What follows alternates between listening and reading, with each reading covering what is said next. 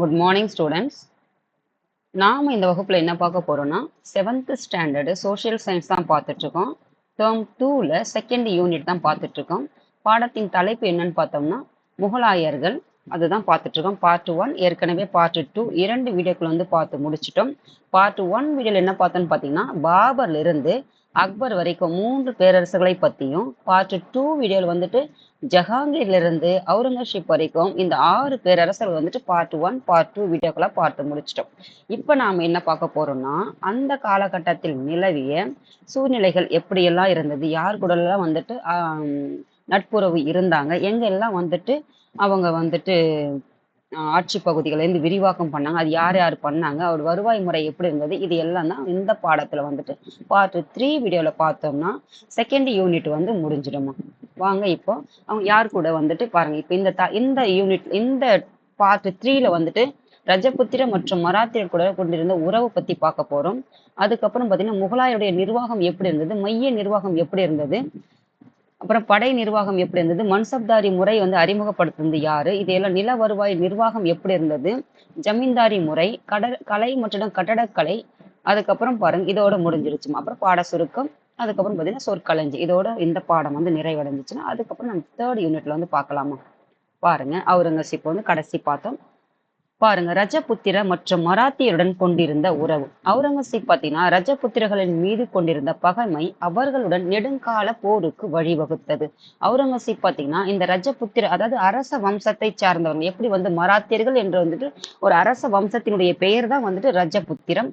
அந்த அவர்கள் கூடவும் சரி பகைமை இருந்ததுனால அந்த பகைமை என்னாச்சுன்னு பார்த்தீங்கன்னா நெடுங்காலம் போருக்கு வழிவகுத்தது. யாராலன்னு பார்த்தீங்கன்னா அவுரங்கசீப்பால. அப்போ நிலைமையை மேலும் மோசமாக்கும் வகையில் அவருடைய மகன் யாருன்னு பார்த்தீங்கன்னா இளவரசர் அக்பர். அப்போ அக்பர் யாருன்னு பார்த்தோம், 3ஆவதாக அதாவது பாபர் வந்திருப்பாரு, இமாயின் வந்திருப்பாரு, அதுக்கப்புறம் பார்த்தீங்கன்னா அக்பர் வந்திருப்பாரு. அப்போ இவர் யாருடைய மகன் பார்த்தீங்கன்னா அதாவது அவுரங்கசீப்போடைய மகன் தான் அக்பர். அப்போ அவர் இளவரசர் அக்பர் அவருக்கு எதிராக கலகம் செய்வதோடு ரஜபுத்திரருடன் சேர்ந்து கொண்டு இடையூறு இவரும் விளைவித்தார். அப்ப ஏற்கனவே அவர் கூட அவுரங்கசீப்புக்கு பகைமை இருந்தது.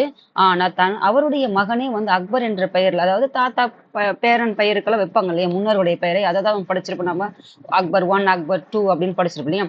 அப்போ அவரே என்ன செஞ்சிருப்பாருன்னு பார்த்தீங்கன்னா தன்னுடைய தந்தைக்கு எதிராக இந்த ரஜபுத்திரர்களுடன் சேர்ந்து தந்தைக்கு இடையூறு விளைவித்திருப்பாரு. அதுக்கப்புறம் பாருங்க தக்காணம் நம்ம எங்க படிச்சோம், மத்திய இந்தியாவுல இந்த பக்கமா இந்த பகுதியில பாத்தீங்கன்னா இதுதான் தக்கான பகுதி. இது எல்லாமே தக்கான் பிளாட்டியூன் தான் சொல்லுவாங்க. ஆனா நம்ம இப்போதைக்கு இந்த பாடத்துல இது வரைக்கும் எடுத்துங்க, தமிழ்நாடெல்லாம் வேண்டாம், கட் பண்ணிடுங்க. அப்போ இந்த பகுதிக்குள்ளேயும் பண்ணிருப்பாரு. அப்போ ரஜபுத்திரர்கள் என்பது இங்க இருக்காங்க, எங்கன்னா ராஜஸ்தான்மா. நீங்க ரஜபுத்திரனா ராஜஸ்தான் மேப் ரீடிங் பாத்தீங்கன்னா உங்களுக்கு நல்ல பாடம் புரிஞ்சிடும். அப்ப யார் யார் எங்கெங்க இருக்காங்க, இந்த மாலவும் பாருங்க, இதுவும் ராஜஸ்தான் பகுதியில வரக்கூடிய ஒரு பகுதி, மத்தியில தான் வரும். இதெல்லாம் இப்படி தெரிஞ்சுக்கிட்டீங்கன்னா யார் யார் எங்கெங்க இருக்காங்க அந்த அரச பகுதி தெரிஞ்சுன்னா எளிமையாக இருக்கும். அதுக்கப்புறம் பாருங்க தக்காணத்தில் இருந்தாங்க இல்லையா, தக்காணத்தில் இளவரசர் அக்பர் என்ன பண்ணா சிவாஜியினுடைய மகன் யாருன்னு பாத்தீங்கன்னா மராத்தியர்கள். சிவாஜி யாரு, மராத்தியர்கள். அப்ப நீங்க எப்படி புரிஞ்சுக்கணும், வட இந்தியாவில் ஒருத்தர் ஆட்சி செய்யறாரு, மத்திய இந்தியாவில் யார் இருக்காங்க பார்த்தீங்கன்னா அவுரங்கசீப் சமகால கட்டத்துல மராத்தியர்கள் இருந்திருக்காங்க. மராத்தியர்கள் காலம் மராத்தியருடைய காலம் இது. அவருடைய சிவாஜியுடைய மகன் சாம்பாஜி. அதுக்கப்புறம் தென் இந்தியாவில் இதே காலகட்டத்துல யார் இருந்திருப்பாங்க இப்படி தெரிஞ்சுக்கிட்டீங்கன்னா, அதாவது காலத்தையும் தெரிஞ்சுக்கணும், எந்த இடத்தையும் தெரிஞ்சுக்கணுமா. அப்போ சேம் அதே மாதிரி, அதாவது கண்டெம்பரரி பீரியட்னு சொல்லுவாங்களே, அந்த சமகாலத்துல யாரெல்லாம் இருந்திருப்பாங்கன்றதை தெரிஞ்சுக்கணுமா. அது இந்தியாவில் நம்ம தமிழ்நாடுன்னு பார்க்கும்போதோ அதே மாதிரி அதே சமகாலத்துல வட இந்தியாவில் யார் ஆட்சி புரிந்தாங்க, மத்திய இந்தியாவில் யார் ஆட்சி புரிந்தாங்க, இப்படி தெரிஞ்சுக்கிட்டோம்னா உங்களுக்கு கொஞ்சம் பாடம் எளிமையாக இருக்கும், மறக்காது. அப்ப தக்காணத்தில் பாத்தீங்கன்னா சாம்பாஜியுடன், யாருடைய மகன் சிவாஜியுடைய மகன் சாம்பாஜியுடன் ஒப்பந்தம் ஒன்றை மேற்கொண்டார். யாருன்னு பாத்தீங்கன்னா இளவரசர் அக்பர். எதனால் பாத்தீங்கன்னா 1689 அவுரங்கசீப் பாத்தீங்கன்னா தக்காணம் செல்லக்கூடிய ஒரு பயணம் நேர்ந்துச்சு. அப்போ இவர் போயிட்டு என்ன பண்றாருன்னா அக்பருடைய சிவாஜியுடைய மகனான சாம்பாஜியோட இளவரசர் அக்பர் போயிட்டு தக்காணத்துல ஒரு ஒப்பந்தம் ஒன்று மேற்கொண்டாங்க. அது எந்த மாதிரி ஒப்பந்தம் நீங்க கொடுக்கல. அந்த ஒப்பந்தத்தினால என்ன ஆகுதுன்னு பாத்தீங்கன்னா 1689 அவுரங்கசீப் தக்காணம் போகக்கூடிய டெல்லியில இருந்து ஒரு சூழ்நிலை உருவாகிறதுக்கு காரணம் யாருன்னு பாத்தீங்கன்னா அக்பர் சாம்பாஜி கூட ஒப்பந்தம் மேற்கொண்டதுனால, இப்படி தெரிஞ்சுக்கமா. அப்ப தக்காணத்தில் அவுரங்கசீப் தக்காணத்தில் பாத்தீங்கன்னா பீஜப்பூர், கோல்கொண்டா அரசுகளை வந்துட்டு பணிய வச்சிருப்பாரு. அங்கிருந்து அவர் ஒப்பந்தத்தின் மூலமாக அவர் வர்றதுக்கு காரணமாயிடுச்சு. வந்த பிறகு என்னன்னு பாத்தீங்கன்னா இந்த பீஜப்பூர், கோல்கொண்டா இதெல்லாம் வந்து ஆந்திரா, தெலுங்கானால வரக்கூடிய பகுதிகளும். அப்ப அந்த பகுதியில இருந்து அரசுகளை இருந்து பணிய வச்சுட்டாரு யாருன்னா அவுரங்கசீப். அப்ப தனக்கென ஒரு நாட்டை உருவாக்கி கொண்ட சிவாஜி என்ன இருந்திருப்பாரு, அப்ப அந்த அந்த டைம்ல அவர் வந்துட்டு தக்காணத்துல ஒரு நாட்டை வந்து உருவாக்கி வச்சிருந்திருப்பாரு. ஆனா 1679 தம்மை மராத்திய நாட்டின் பேரரசாக வந்து அறிவிச்சிருப்பார் யாருன்னா சிவாஜி. அப்போ அந்த மத்திய பகுதியை சிவாஜி வந்து தனக்கென ஒரு நாடு, இந்தியாவே பல நாடு, பல மண்டலம், பல கூற்றம் தானே பிடிச்சிருப்பாங்க. அப்படி தனித்தனியாக பிரிச்சு வச்ச இந்தியா என்ற ஒரு நாடு இணைக்கப்பட்டது யாரால் நம்ம படிச்சிருப்போம், சர்தார் வல்லபாய் பட்டேலால் தான் மொத்தமா இணைஞ்சிருக்கணும். அப்ப அதுக்கு முன்னாடியும் பாத்தீங்கன்னா இந்த மராத்தியர் என்பது ஒரு பகுதியை வந்துட்டு ஒரு நாடாக சிவாஜி வந்துட்டு அதற்கு ஒரு பேரரசராக 1674 வந்துட்டு அதற்கு பேரரசராக அறிவிச்சிருப்பார். அப்ப தென்மேற்கில் பாருங்க, இது வடக்கு, இது தெற்கு, இது கிழக்கு, மேற்கு. அப்ப இந்த தென்மேற்கு பகுதியில் இருந்து சிவாஜியின் எழுச்சியை அவுரங்கசீப்பால் வந்து தடுக்க முடியவில்லை. அப்ப தென்மேற்கு பகுதியில ஏன்னா இவர் இங்க இருக்காரு, இந்த தக்கான பகுதிகளில் இப்படி புரிஞ்சுக்கோங்கம்மா. இப்போ தக்கான பகுதினா இதுன்னு வச்சுக்கோங்க, இந்த பகுதி. இப்போ தென்மேற்கு பகுதினா இந்த பகுதியிலிருந்து யாரால எடுத்து அடக்க முடியலன்னா அவுரங்கசீப்பால வந்துட்டு இந்த சிவாஜியோடது வந்து முடியலன்னு சொல்றாங்க. அதுக்கப்புறம் பாருங்க, தென்மேற்குல இருந்து எழுச்சி அவுரங்கசீபால் தடுக்க இயலவில்லை. அப்போ அவர் அந்த அளவுக்கு வலிமையா இருக்காரு யாரு, சிவாஜி வந்துட்டு. ஆனால் அவரால் சிவாஜியின் மைந்தரான பட்டத்து இளவரசர் சாம்பாஜியை கைது செய்து சித்திரவதை செய்ய கொல்ல முடிந்தது. அப்போ ஆனா அடக்க முடியல, தடுக்கவே முடியல. ஆனா என்ன பண்ண முடிஞ்சது, அவருடைய மகன் யாருன்னா பட்டத்து இளவரசர் சாம்பாஜியை கைது செய்து சித்திரவதை செய்து கொலையும் செய்துட்டாரு யாருன்னா அவுரங்கசீப். அப்போ தன்னுடைய 96வது வயதில் 1707 மரணத்தை தழுவுகின்ற வரை அவுரங்கசீப் தக்காணத்திலேயே தங்கியிருந்திருப்பாரு. அப்போ இவரால வந்துட்டு என்ன செய்ய முடியல, சிவாஜி வலிமையாக இருந்ததுனால அவரை ஒன்றும் செய்ய முடியல அவுரங்கசீப். அதனால என்ன பண்றாரு, சிவாஜியுடைய மகனான பட்டத்து இளவரசரான சாம்பாஜியை கைது செய்து சித்திரவதையும் செய்து கொல்லவும் செஞ்சுட்டாரு. அதுக்கப்புறம் 96 வயது வரைக்கும் இந்த தக்கான பகுதியிலே வட இந்தியாவில போகாம இந்த மத்திய பகுதியான தக்காணத்திலே தங்கி இருந்து என்ன செய்யறாருன்னா உயிர் நீக்கிற வரைக்கும் அங்கே இருக்கிறாருன்னு சொல்றாங்க அவுரங்கசீப். அப்போ அவுரங்கசீப்பின் ஆட்சியின் இறுதி கட்டத்தில் ஆங்கிலேயர் மதராஸ் பாரு, அப்ப ஆங்கிலேயர்கள் ஜஹாங்கீர் இவங்க எல்லாம் காலகட்டத்துல பாத்தீங்கன்னா ஜஹாங்கீர் காலகட்டத்துல வந்துட்டாங்கன்னு பார்த்தோம். அப்ப அவுரங்கசீப் ஆட்சி காலத்தில் பாத்தீங்கன்னா ஆங்கிலேயர்கள் பாத்தீங்கன்னா மதராஸ், சென்னையில இந்த சென்னை மாகாணம் என்பது நம்ம படிச்சிருப்போம். ஆந்திராவுடைய ஒடிசாவுடைய சில பகுதிகள், அதுக்கப்புறம் பாத்தீங்கன்னா அதாவது மெட்ராஸ்ன்னு சொல்ல முடியாது, தமிழ்நாடு, அதுக்கப்புறம் கேரளாவுடைய சில பகுதிகள், கேரளா, இது எல்லாமே என்னதுதான் சொல்லுவாங்க மதராஸ்ன்னு சொல்லிட்டு. அது ஒடிசாவும் இருக்கும். நம்ம என்ன படிச்சோம், ஒடிசா அது வந்துட்டு என்ன படிச்சிருப்போம், சற்று ஞாபகம் வரலையே, ஞாபகம் வரும்போது சொல்றேம்மா. அதாவது இறுதி கட்டத்தில் பார்த்தீங்கன்னா ஆங்கிலேயர்கள் அந்த அவுரங்கசீபோட ஆட்சியோட இறுதி கட்டத்தில், அப்போ இவருடைய காலம் எப்போ 1707 இந்த காலகட்டத்துல ஆங்கிலேயர்கள் வராங்க. அப்போ முகலாயருக்கு அப்புறம் ஆங்கிலேயர்கள் வராங்கன்னு தெரிஞ்சுங்க. உள்ள சும்மா மதராசு, சென்னை, அதாவது மதராஸ் தான் சென்னை, கல்கத்தானா கொல்கத்தா, அதுக்கப்புறம் பாத்தீங்கன்னா மும்பை, பாம்பே தான் வந்து மும்பை. அப்போ எப்படி அழைச்சது, 2 பேர்களா இருக்குது, மாறி பெயர் அதான் சொல்லியிருக்காங்க. ஆகிய இடங்களில் தங்களுடைய வணிக மையங்களை வலுவாக நிறுவனம். ஒன்னும் இல்லம்மா, ட்ரேடிங் தான்மா. அதாவது நம்ம எப்படி படிச்சோம், இந்தியாவில வந்துட்டு உற்பத்தி வந்துட்டு அதிகமாச்சுதான் பண்டமாற்று முறை உருவானது. தன்னுடைய நாட்டுல விளையாத பொருள்களை மேல மற்ற நாடுகளுக்கு இறக்குமதி செய்யறது, இங்க இருக்கிற பொருட்களை அங்க கொண்டு போய் கொடுக்கறது, இப்படி வந்து பண்ட பரிமாற்றம் நடைபெற்றது. அப்ப வணிகம் இப்படிதான் பண்ட பரிமாற்றத்தின் மாறி அப்புறம் வணிக முறை ஆயிடுச்சு. அப்ப வணிகத்தின் பயனாக தான் என்ன ஆயிருக்குன்னு பாத்தீங்கன்னா ஒரு நாடுகள் இருக்கக்கூடிய பொருள்களை பத்தி தெரிஞ்சு அதற்கப்புறம் தான் படையெடுத்து வர்றதுக்கு காரணமாக அமைஞ்சிருக்கு. இது கொஞ்சம் புரியும்.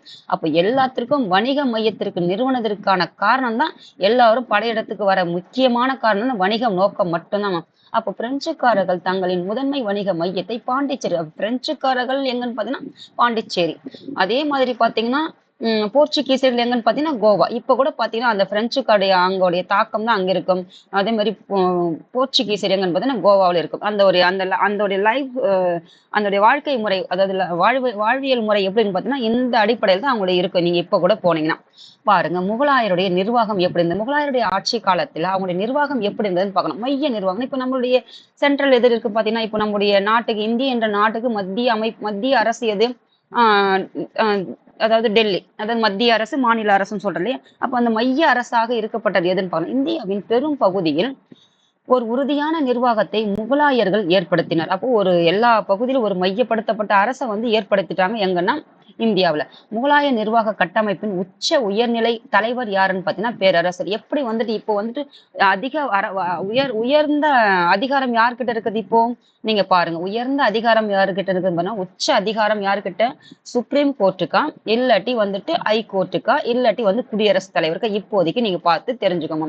அப்ப உச்சபட்ச அதிகாரம் யாருக்கு இருந்தது பாத்தீங்கன்னா அரசருக்கு தான் இருந்தது. இப்ப கூட நீங்க பாத்தீங்கன்னா இங்கிலாந்துல அரசருக்கு கீழே தான் வந்து அரசருக்குன்னு கீழே வந்துட்டு 2 அவை இருக்குது இல்லையா?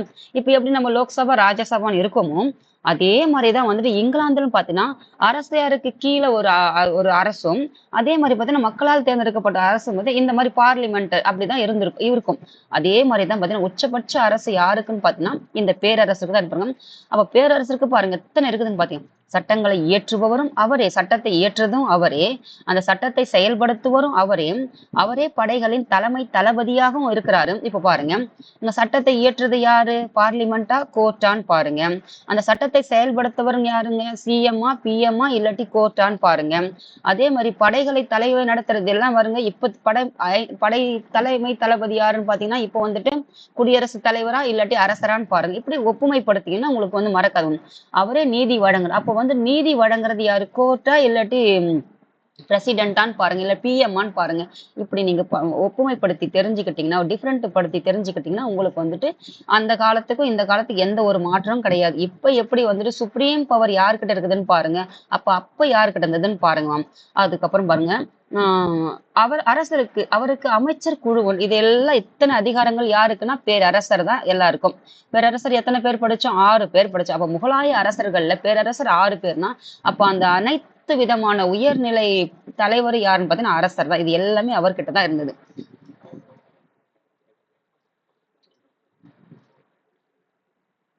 அப்ப உச்சபட்ச அதிகாரம்னா நாடு ஃபுல்லா வந்து கைப்பற்றிட்டாங்க.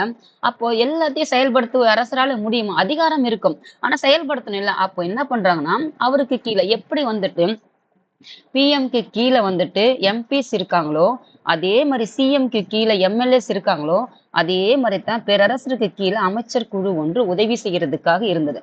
அந்த குழுவுல யாரெல்லாம் இடம்பெற்றிருந்தாங்கன்னு பாத்தீங்கன்னா அதிகாரிகள், வக்கீல்னா யாருன்னு பாத்தீங்கன்னா பிரதம மந்திரி. அதாவது நம்ம சொல்றது வக்கீல் வேற, அங்க முகலாயருடைய காலகட்டத்துல வக்கீல் என்பது யாரை குறிக்குதுன்னு பாத்தீங்கன்னா இப்போது இருக்கிற பிஎம் தான் பிரதம மந்திரி. வஜீர் அல்லது திவான். இது யாருன்னா திவான்னா உங்களுக்கு தெரியும், வருவாயை வசூலிக்கக்கூடிய ஒரு துறை, அதனுடைய செலவு, வருவாய்த்துறை அல்லது செலவுகள் செய்யக்கூடிய துறை. இதுதான் வந்துட்டு வருவாய்த்துறைக்கு தான் வந்து வஜீர் அல்லது திவான் சொல்றாங்க. மீர்பாக்ஷி என்பது என்னன்னு பாத்தீங்கன்னா ராணுவத்துறை, மிலிட்டரிக்கு தான் வந்து மீர்பாக்ஷி. மிலிட்டரி மீர்பாக்ஷி ஞாபகம் வச்சுங்க. நீங்க தெரியும், திவான்னா என்னதுன்னா வருவாய்த்துறைன்னு தெரியும். வக்கீல்னா யாருன்னா இப்ப இருக்கிறது யாரு அதிக சட்டத்துறையில வந்து சட்டம் இயற்றது எங்க? பார்லிமெண்ட்ல. அப்போ அங்க யாரு அதிகமான அதிகாரம் இருக்குது? அந்த பார்லிமெண்ட்டுக்கு மட்டும் பாருங்க. அப்படி கொஞ்சம் ஞாபகம் வச்சுக்கோங்க. அதுக்கப்புறம் அரண்மனையை கவனிச்சவர் யார் பார்த்தீங்கன்னா மீர் சமான் அப்படிங்கிறவர் அரண்மனை நிர்வாகத்தை, மீர் சமான் என்பவர் அரண்மனையில இருக்கக்கூடிய நிர்வாகத்தை கவனித்தவர் யாருன்னு பார்த்தீங்கன்னா மீர் சமான். அப்போ குவாஜி தலைமை நீதிபதி, குவாஜி என்பவர் யாருன்னு பார்த்தீங்கன்னா நீதிபதி, தலைமை நீதிபதி. இப்ப இருக்கிற தலைமை நீதிபதி, இந்தியாவில் தலைமை நீதிபதினு யாருன்னு பாருங்க. இதற்கு முன்னாடி இந்தியாவினுடைய தலைமை, அதாவது சுப்ரீம் கோர்ட் எங்க இருந்ததுன்னு பாருங்க இதுக்கு முன்னாடி. ஏன்னா இதுக்கு முன்னாடி நம்மள யார் ஆட்சி செய்திருந்தாங்களோ அப்ப அங்க இருந்ததா, இல்ல இந்தியாவில இருந்ததா, இல்ல கொல்கத்தாவில இருந்தா, இப்படி கொஞ்சம் வகைப்படுத்தி வச்சுக்கோங்கம்மா, கொஞ்சம் மறக்காது. அதுக்கப்புறம் சதா உஸ் சுதூர், இது எங்கன்னு பாத்தீங்கன்னா இஸ்லாமிய சட்டங்களை சரியா வந்து இஸ்லாமிய சட்டம் என்பது சாரியா, அதாவது சதா உஸ் சுதூர், இது வந்து இஸ்லாமிய சட்டம். அதுக்குதான் என்னன்னு சொல்லுவாங்க சாரியான்னு சொல்லுங்க. அதை நடைமுறைப்படுத்தினார் இவர். அந்த அந்த இஸ்லாமிய சட்டங்களை வந்து நடைமுறைப்படுத்தவர் யாருன்னு பாத்தீங்கன்னா சதா உஸ் சுதூர். இவர் தான் வந்து இஸ்லாமிய சட்டங்களை நடைமுறைப்படுத்துபவர். அதுக்கப்புறம் பாருங்க, இதெல்லாம் என்னதுமா மைய நிர்வாகம், எப்படி வந்துட்டு நிர்வாக அமைப்பு இருந்ததுன்றாங்க. இப்ப மாகாணம், அப்போ அது வந்து மெயின். இது இப்போ வந்து எப்படி வந்துட்டு டெல்லி என்பது மத்திய அரசாங்கமாக இருக்குதோ, அப்போ இதுக்கப்புறம் என்னது மாநிலம். மாநிலத்துல யாருன்னு பாருங்க, இதுதான் வந்து மாகாணங்கள். பேரரசு என்னன்னு பாத்தீங்கன்னா பல சுபாக்களாக மாகாணங்கள், சுபானாலும் என்னதான் மாகாணங்கள், சுபாக்கள்னா என்னதுன்னா மாகாணம் அல்லது மாநிலங்கள். தற்போது வந்துட்டு மாகாணங்கள் நம்ம படிச்சு இல்லையா, மாகாணங்கள் எத்தனைன்னு சொல்லிட்டு, அதாவது யாருடைய காலகட்டத்தில் பாத்தீங்கன்னா இந்த பிரிட்டிஷ் காலகட்டத்தில் வந்து வல்லபாய் பட்டேல் வந்து மொத்த மாகாணங்களை இணைச்சிருப்பான்னா படிச்சிருப்பீங்க நீங்க பாலிட்டி படிக்கும்போது. அதை கொஞ்சம் ஞாபகம் வச்சு. பேரரசு வந்துட்டு சுபாக்கள்னா மாகாணமாகவும் அல்லது மாநிலங்களுக்கு, அப்போ சுபாக்கள்னா மாகாணம் அல்லது மாநிலங்களாக பிரிக்கப்படும். அதுதான் நாம வந்துட்டு அதுக்கப்புறம் அப்படியே பிரிட்டிஷ் வந்திருப்பாங்க. அதுக்கப்புறம் அதே அவங்க போகும்போதெல்லாம் அந்த சில மாகாணங்கள்லாம் இருந்ததா நாடு இந்தியா என்ற நாட்டின் கீழே ஒரு குடையின் கீழே வந்து கொண்டு வந்திருப்பாங்க. இதற்கு வந்து மிகப்பெரிய ரோல் பண்ணது யாருன்னு பார்த்தீங்கன்னா சர்தார் வல்லபாய் பட்டேல்னு சொல்லுவாங்க. இந்தியாவின் இரும்பு மனிதர்னு சொல்லுவாங்க. அவரை பத்தி அப்படியே கலெக்ட் பண்ணி வச்சுக்கோங்கம்மா. அதுக்கப்புறம் ஒவ்வொரு சுபாவும் சுபேதார் என்னும் அதிகாரியின் கீழ் கட்டுப்பாடு. இந்த சுபேதார் என்ற இப்போ சுபேதார் மேஜர்னு சொல்றாங்க இல்லையா, இந்த பதவி எங்க இருக்குன்னா இப்ப ராணுவத்தில் இருக்கக்கூடிய ஒரு அதிகாரியினுடைய கட்டுப்பாட்டுல இருக்கு. அப்ப சுபேதார் என்பது எங்கன்னு பாத்தீங்கன்னா தற்போது பாத்தீங்கன்னா ஒரு மிலிட்டரி இருக்கிற ஒரு பதவி தான் வந்து சுபேதார் என்னும் அதிகார கட்டுப்பாட்டுல தான் எது இருக்கு பாத்தீங்கன்னா இந்த சுபா இருந்தது. அப்போ இந்த சுபேதார் என்ற போஸ்ட் எப்படி வந்தது பாத்தீங்கன்னா, சுபா என்பது என்னன்னு பாத்தீங்கன்னா ஒரு மாகாணத்தையும் சுபா அதாவது இந்த அதாவது ஒரு மிகப்பெரிய நிர்வாகத்தை பிரிச்சதுதான் வந்து சுபா. அதனுடைய அதிகாரி தான் யாருன்னு பாத்தீங்கன்னா சுபேதார்மா. அப்ப சுபாவை தான் அதனுடைய அதிகார பெயர் தான் சுபேதார்னு வருது. இப்ப இருக்கிறது வந்து ராணுவத்துல இருக்கக்கூடிய ஒரு பதவி தான் இந்த சுபேதார். ஒவ்வொரு சுபாவும் பல சர்க்கார்களாக பிறந்த சர்க்கார்னா என்னது மாவட்டம் டிஸ்ட்ரிக்ட். அதாவது வந்துட்டு இப்ப இருக்க சர்க்கார் அப்படின்ற ஒரு படம் கூட பார்த்திருப்பீங்க. ஒரு விரல் புரட்சின்னு சொல்லிட்டு இதெல்லாம் நீங்க பார்க்கணும். ஒரு விரல் புரட்சினா என்னது, எலெக்ஷன் வந்து சொல்லிட்டாங்க. அப்போ ஒரு ஒரு விரல் புரட்சியை வந்துட்டு நீங்க வந்து செயல்படுத்தக்கூடிய காலம் வந்து வந்துருச்சு. அதுதான் வந்துட்டு நீங்க சர்க்கார் என்ற படத்தை போய் பாருங்க. அந்த ஒரு ஓட்டுக்கு வந்து எவ்வளவு ஒரு ஒரு பவர். அந்த ஒரு ஓட்டால வந்துட்டு அவர் எப்படி வந்திருப்பாரு அந்த படத்தை பார்த்தீங்கன்னா தெரியும். நான் என்ன சொல்ல வரேன்னா அறிவிச்சுட்டாங்க இல்லையா அந்த ஓட்டு. நம்ம என்ன சொல்றது, ஓட்டு உரிமை வந்து நம்ம எல்லோருக்கும் ஒரு ஒரு உரிமை. அதாவது 18 வயது முன்னாடி இருக்கிறவங்க அந்த அந்த ஓட்டு போடுற போய் கேட்டு பாருங்க. அவங்க எவ்வளவு ஒரு ஆர்வத்தோட இருப்பாங்க. ஆனா ஓட்டு போடுற உரிமை இருந்தாலும் ஆனா அது சில பேர் பார்த்தீங்கன்னா வயசானவங்க முடியாம கூட போயிட்டு போயிட்டு யாரோ தூக்கிட்டு போய் கூட ஓட்டு போடுவாங்க. ஆனா ஓட்டு போட மாட்டேன்னு சொல்லிட்டு போடுறாங்க இருக்காமங்க பாருங்க. அதுக்கு என்ன பொருள்னு பார்த்தீங்கன்னா, நம்ம உயிரோடு இருந்தும் செத்து போனதற்கு சமமான ஒரு செயல் தான் அது. நம்ம யாருக்கு போடுறது ஒன்று, நோட்டாவுக்கு கூட போட்டுட்டு வாங்க. ஆனா என்ன சொல்றது, நம்ம உரிமை அது ஓட்டு போடுறது என்பது இந்த மண்ணு மேல நம்ம இருக்கிறோம்னா அதற்கு இருக்கிறதுக்கான ஒரு சாட்சி எதுன்னு பார்த்தீங்கன்னா நம்ம ஓட்டு போடுறது நம்முடைய அதிகாரம் அது. அதை நீங்க நீங்க என்ன செய்யணும், அதை போட்டுதான் ஆகணும். அந்த மாதிரி ஒரு யாராவது இனிமே இருந்தீங்கன்னா கூட நீங்க எடுத்து சொல்லுங்க பிள்ளைங்க யாருக்காவது போடாம அந்த மாதிரி போயிட்டு. அதெல்லாம் ஒரு மூடத்தனமான ஒரு செயல் தானே ஒழிய, நான் எதிர்க்கிறன்றதுனால நீ எதிர்க்கிறதுனால நீ ஒரு ஆள் எதிர்க்கிறதுனால ஒன்றும் ஆக போறது இல்லை. அதாவது உங்களுடைய எதிர்ப்பை வந்துட்டு தெரிவிக்கலாம். இல்ல எப்படி தெரிவிக்கணும், அதாவது யாருக்குன்னு ஒண்ணு தெரிவிக்கலாம். இல்லாட்டி போடணும் நோட்டாவுக்கு போய் சேர போகுது. எந்த ஆண்டு வந்துட்டு பாத்தீங்கன்னா நோட்டாவுக்கு அதிக வாக்குகள் வந்து செலுத்தப்பட்ட ஆண்டுன்ற கூட ஒரு கேள்வி கூட இருந்தது. அந்த மாதிரிலாம் தெரிஞ்சுக்கோங்கம்மா. அது மாதிரி சர்க்கார் என்ற படம் என்ன, சர்க்கார்னா மாவட்டம். இந்த படத்தை யார் படிச்சிருப்போம், இப்போ வந்திருக்காரு இல்லையா அதாவது இதுக்கு கட்சிக்கு அந்த படத்தை போய் பாருங்க எந்த மாதிரி எல்லாம் இருக்குது ஒரு ஓட்டுடைய வலிமை நின்று. அதாவது ஓட்டுக்கு நம்மளுடைய உரிமைமா. இது வந்துட்டு ஓட்டு போறது அந்த உரிமை அறிவிச்சுட்டாங்க. இது வந்துட்டு நீங்க எப்படி சொல்றதுன்னா ஒரே ஒரு என்னுடைய என்னோட என்ன வச்சிருக்கேன்னு பாத்தீங்கன்னா வச்சுக்கோ, ஒரே ஒரு நம்ம உரிமை இது. நம்ம ஒரு ஒரே ஒரு பைசா ஒத்த பைசா கூட யார்கிட்டயும் கையேந்தி நிக்காம பாருங்க. காலம்பெல்லாம் நம்ம சம்பாதிக்கிறோம், நம்ம வாழறதுக்கு தான் நம்ம உழைக்கிறோம். ஆனா ஒரு நாள் அவங்க கொடுக்குற காசுல நம்ம காலம் போக போகுது இல்ல இல்ல. அப்போ இதை மறுத்து உங்களுடைய உரிமையை மட்டும் செலுத்திட்டு வாங்க. அதுதான் நான் சொல்றது. பாத்தீங்கன்னா ஒண்ணு இல்ல, இதுக்கு முன்னாடி நடந்த எலெக்ஷன்ல ஒரு பக்கத்து வீட்டு அம்மா தான் வச்சுக்கோங்களேன். அவங்க கிட்ட கேட்டேன் யாருக்கு ஓட்டு போட்டேம்மான்னு சொல்லிட்டு. அவங்க கிட்ட இவ்வளவு குடுத்தாங்க, இவ்வளவு கிட்ட இவ்வளவு குடுத்தா அவங்க 2 பேருக்கும் ஆளுக்கு ஒரு ஓட்டு போட்டோன்னு அப்படி எல்லாம் சொல்றாங்க. அதனால இதெல்லாம் இல்லாம ஓட்டு போடுறது உங்களோட உரிமை. இந்த மண்ணு மேல நம்ம இருக்கிறோம். அந்த வயதுக்கு ஏற்ற வாக்குரிமை நம்ம வந்த பிறகு அது நம்முடைய உரிமை மற்றும் கடமையும் கூட. ஜனநாயக கடமை ஆற்றுறதுன்னு சொல்லுவாங்க இல்லையா, அந்த மாதிரி ஒரு உரிமை என்ன செய்றீங்கன்னு பாத்தீங்கன்னா அதுலதான் நீங்க வெளிப்படுத்தணும் உங்களுடைய உரிமையை. பாருங்க, சர்க்கார் என்ன பிரிச்சுன்னா பர்கானாக்களாக பிரிக்கப்பட்டிருந்தது. இது வந்துட்டு ஒரு ஒரு அவேர்னஸ் மாதிரி வச்சுக்கோங்க. இது எந்த ஒரு இதுவும் கிடையாது, ஒரு அவேர்னஸ். ஏன்னா நிறைய பேர் ஓட்டு போடுறது இல்லை. இது வந்து தப்பான செயல். நம்முடைய ஜனநாயக கடமைன்னு சொல்லுவாங்களே அதை போய் நம்ம என்ன செய்யணும், ஆற்றணும். அதுக்குண்டான காலம் இது. நம்ம இத்தனை 5 வருஷம் காத்துட்டு இருக்கோம். அந்த காலத்தை நம்ம செயல்படுத்துறதுக்கூடிய காமிக்கக்கூடிய ஒரு நேரம் இது, அவ்வளவுதான். ஆனா போடாம எல்லாம் இருக்கிறாங்கன்னா அது ஒரு முட்டாள்தனம், அவ்வளவுதாம்மா. அதே மாதிரி இந்த மண்ணுல இருக்கிறது, இந்த பூமி மேல இருக்கிறதுக்கு அதுல ஒரு அர்த்தமே இல்லை. நம்ம அந்த உரிமை இருந்து நம்ம போடாம இருந்தோம். பல கிராமங்களை உள்ளடக்கியது பிரிவே என்னன்னு பாத்தீங்கன்னா ஒரு கிராமங்கள், அதாவது சர்க்கார் என்பது பர்கானாக்களாக இருந்திருக்கும். அதுக்கப்புறம் இந்த பர்கானாவெல்லாம் என்னவா பிரிச்சிருப்பாங்கன்னா கிராமங்களை பிரிச்சிருப்பாங்க. அதாவது பல கிராமங்களை உள்ளடக்கியது அந்த பர்கானா. அப்ப கடைசி நிலை எதுன்னு பாத்தீங்கன்னா கிராமங்கள். அப்ப பல கிராமங்கள் இணைந்ததுதான் பர்கானா பல பர்கானாக்கள் இணைந்ததுதான் சர்க்காரு. பல சர்க்கார்கள் இணைந்ததுதான் வந்துட்டு என்னன்னு பாத்தீங்கன்னா சுபா. பல சுபாக்களாக இருந்ததுதான் வந்துட்டு அந்த மைய நிர்வாகம். அந்த மைய நிர்வாகத்திற்கு என்ன பேருன்னு பாருங்கம்மா இங்க. இதை நான் கவனிக்கல. பேரரசு தான் வரும். பாருங்க. உள்ளாட்சி நிர்வாகம் எப்படி லோக்கல் பாடிஸ் இருக்குது இல்லையா, நம்ம இப்போ இருக்குது. அப்போ இந்தியாவில் எத்தனை வகையான வந்துட்டு நடத்துறாங்கன்னு பாருங்க. உள்ளாட்சி அமைப்பு இந்த மாதிரி அது இருக்குது இல்லையா, அது கொஞ்சம் பாருங்க. அது பாலிட்டியில் வரல பாருங்க. அப்போ நகராட்சி உள்ளாட்சி நிர்வாகம். நகரங்களும் பெருநகரங்களும், நகரம் இருக்குது, அதை விட பெருநகரங்கள் கொத்தவால் என்னும் அதிகாரிகளால் நிர்வகிக்கப்படுது. அப்போ உள்ளாட்சி நிர்வாகம் எப்படி இருந்ததுன்னா நகரம் பெருநகரம் என்று பிரிச்சிருக்காங்க. அந்த அந்த 2 பேரையும் வந்துட்டு அதிகாரி யாருக்கு கீழே இருக்கும்போது கொத்தவால் என்ற அதிகாரிக்கு கீழே தான் இந்த நகரமும் பெருநகரம் இருக்குது, நிர்வாகம் பண்றாங்க. அப்ப கொத்தவால் யாருன்னு பாத்தீங்கன்னா சட்டம் ஒழுங்கை பராமரித்தவர் தான் இந்த கொத்தவால். அப்ப கொத்தவால்னா யாருன்னு பாத்தீங்கன்னா இந்த நகரத்தையும் பெருநகரத்தையும் நிர்வாகம் பண்றக்கூடிய ஒரு அதிகாரி தான் வந்து கொத்தவால். அவர் தான் வந்து சட்டம் அங்க இருக்கக்கூடிய அங்க சட்டம் ஒழுங்கையும் பராமரிக்கிறவர் யாருன்னு பாத்தீங்கன்னா இந்த கொத்தவால்.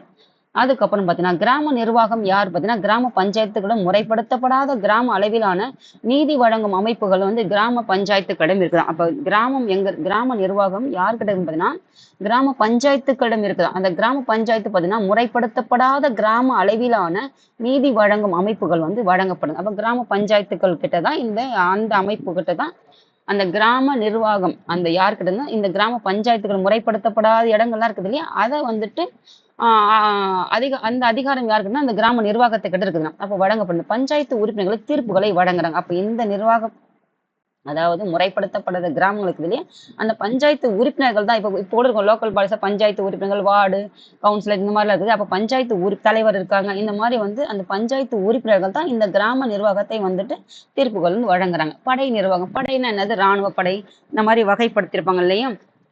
பலம், நம்முடைய நாட்டினுடைய பலம் எங்க இருக்குது, அதாவது நம்ம படிச்சிருப்போம் எதுலன்னா காந்தியன் காலகட்டத்துல வந்துட்டு என்ன படிச்சோம், இந்த இராணுவத்திற்கு வந்துட்டு செலவை வந்து குறைங்க அப்படின்னு சொல்லிட்டு மக்களுக்கு செலவு செய்யுங்க. ஆனா இப்பவும் எப்படி போயிட்டு இருக்கு நாடு வந்துட்டு இந்த மாதிரி செலவுகள்லாம் பண்ணி தான் எப்படி போயிட்டு இருக்குதுன்னு பாருங்க. இந்த மாதிரி இதுக்கெல்லாம் முக்கியத்துவம் கொடுத்து சேர்த்து வச்சுட்டு இன்னைக்கு அடிக்கிறதெல்லாம் இங்கதான் நடக்குது பாருங்க.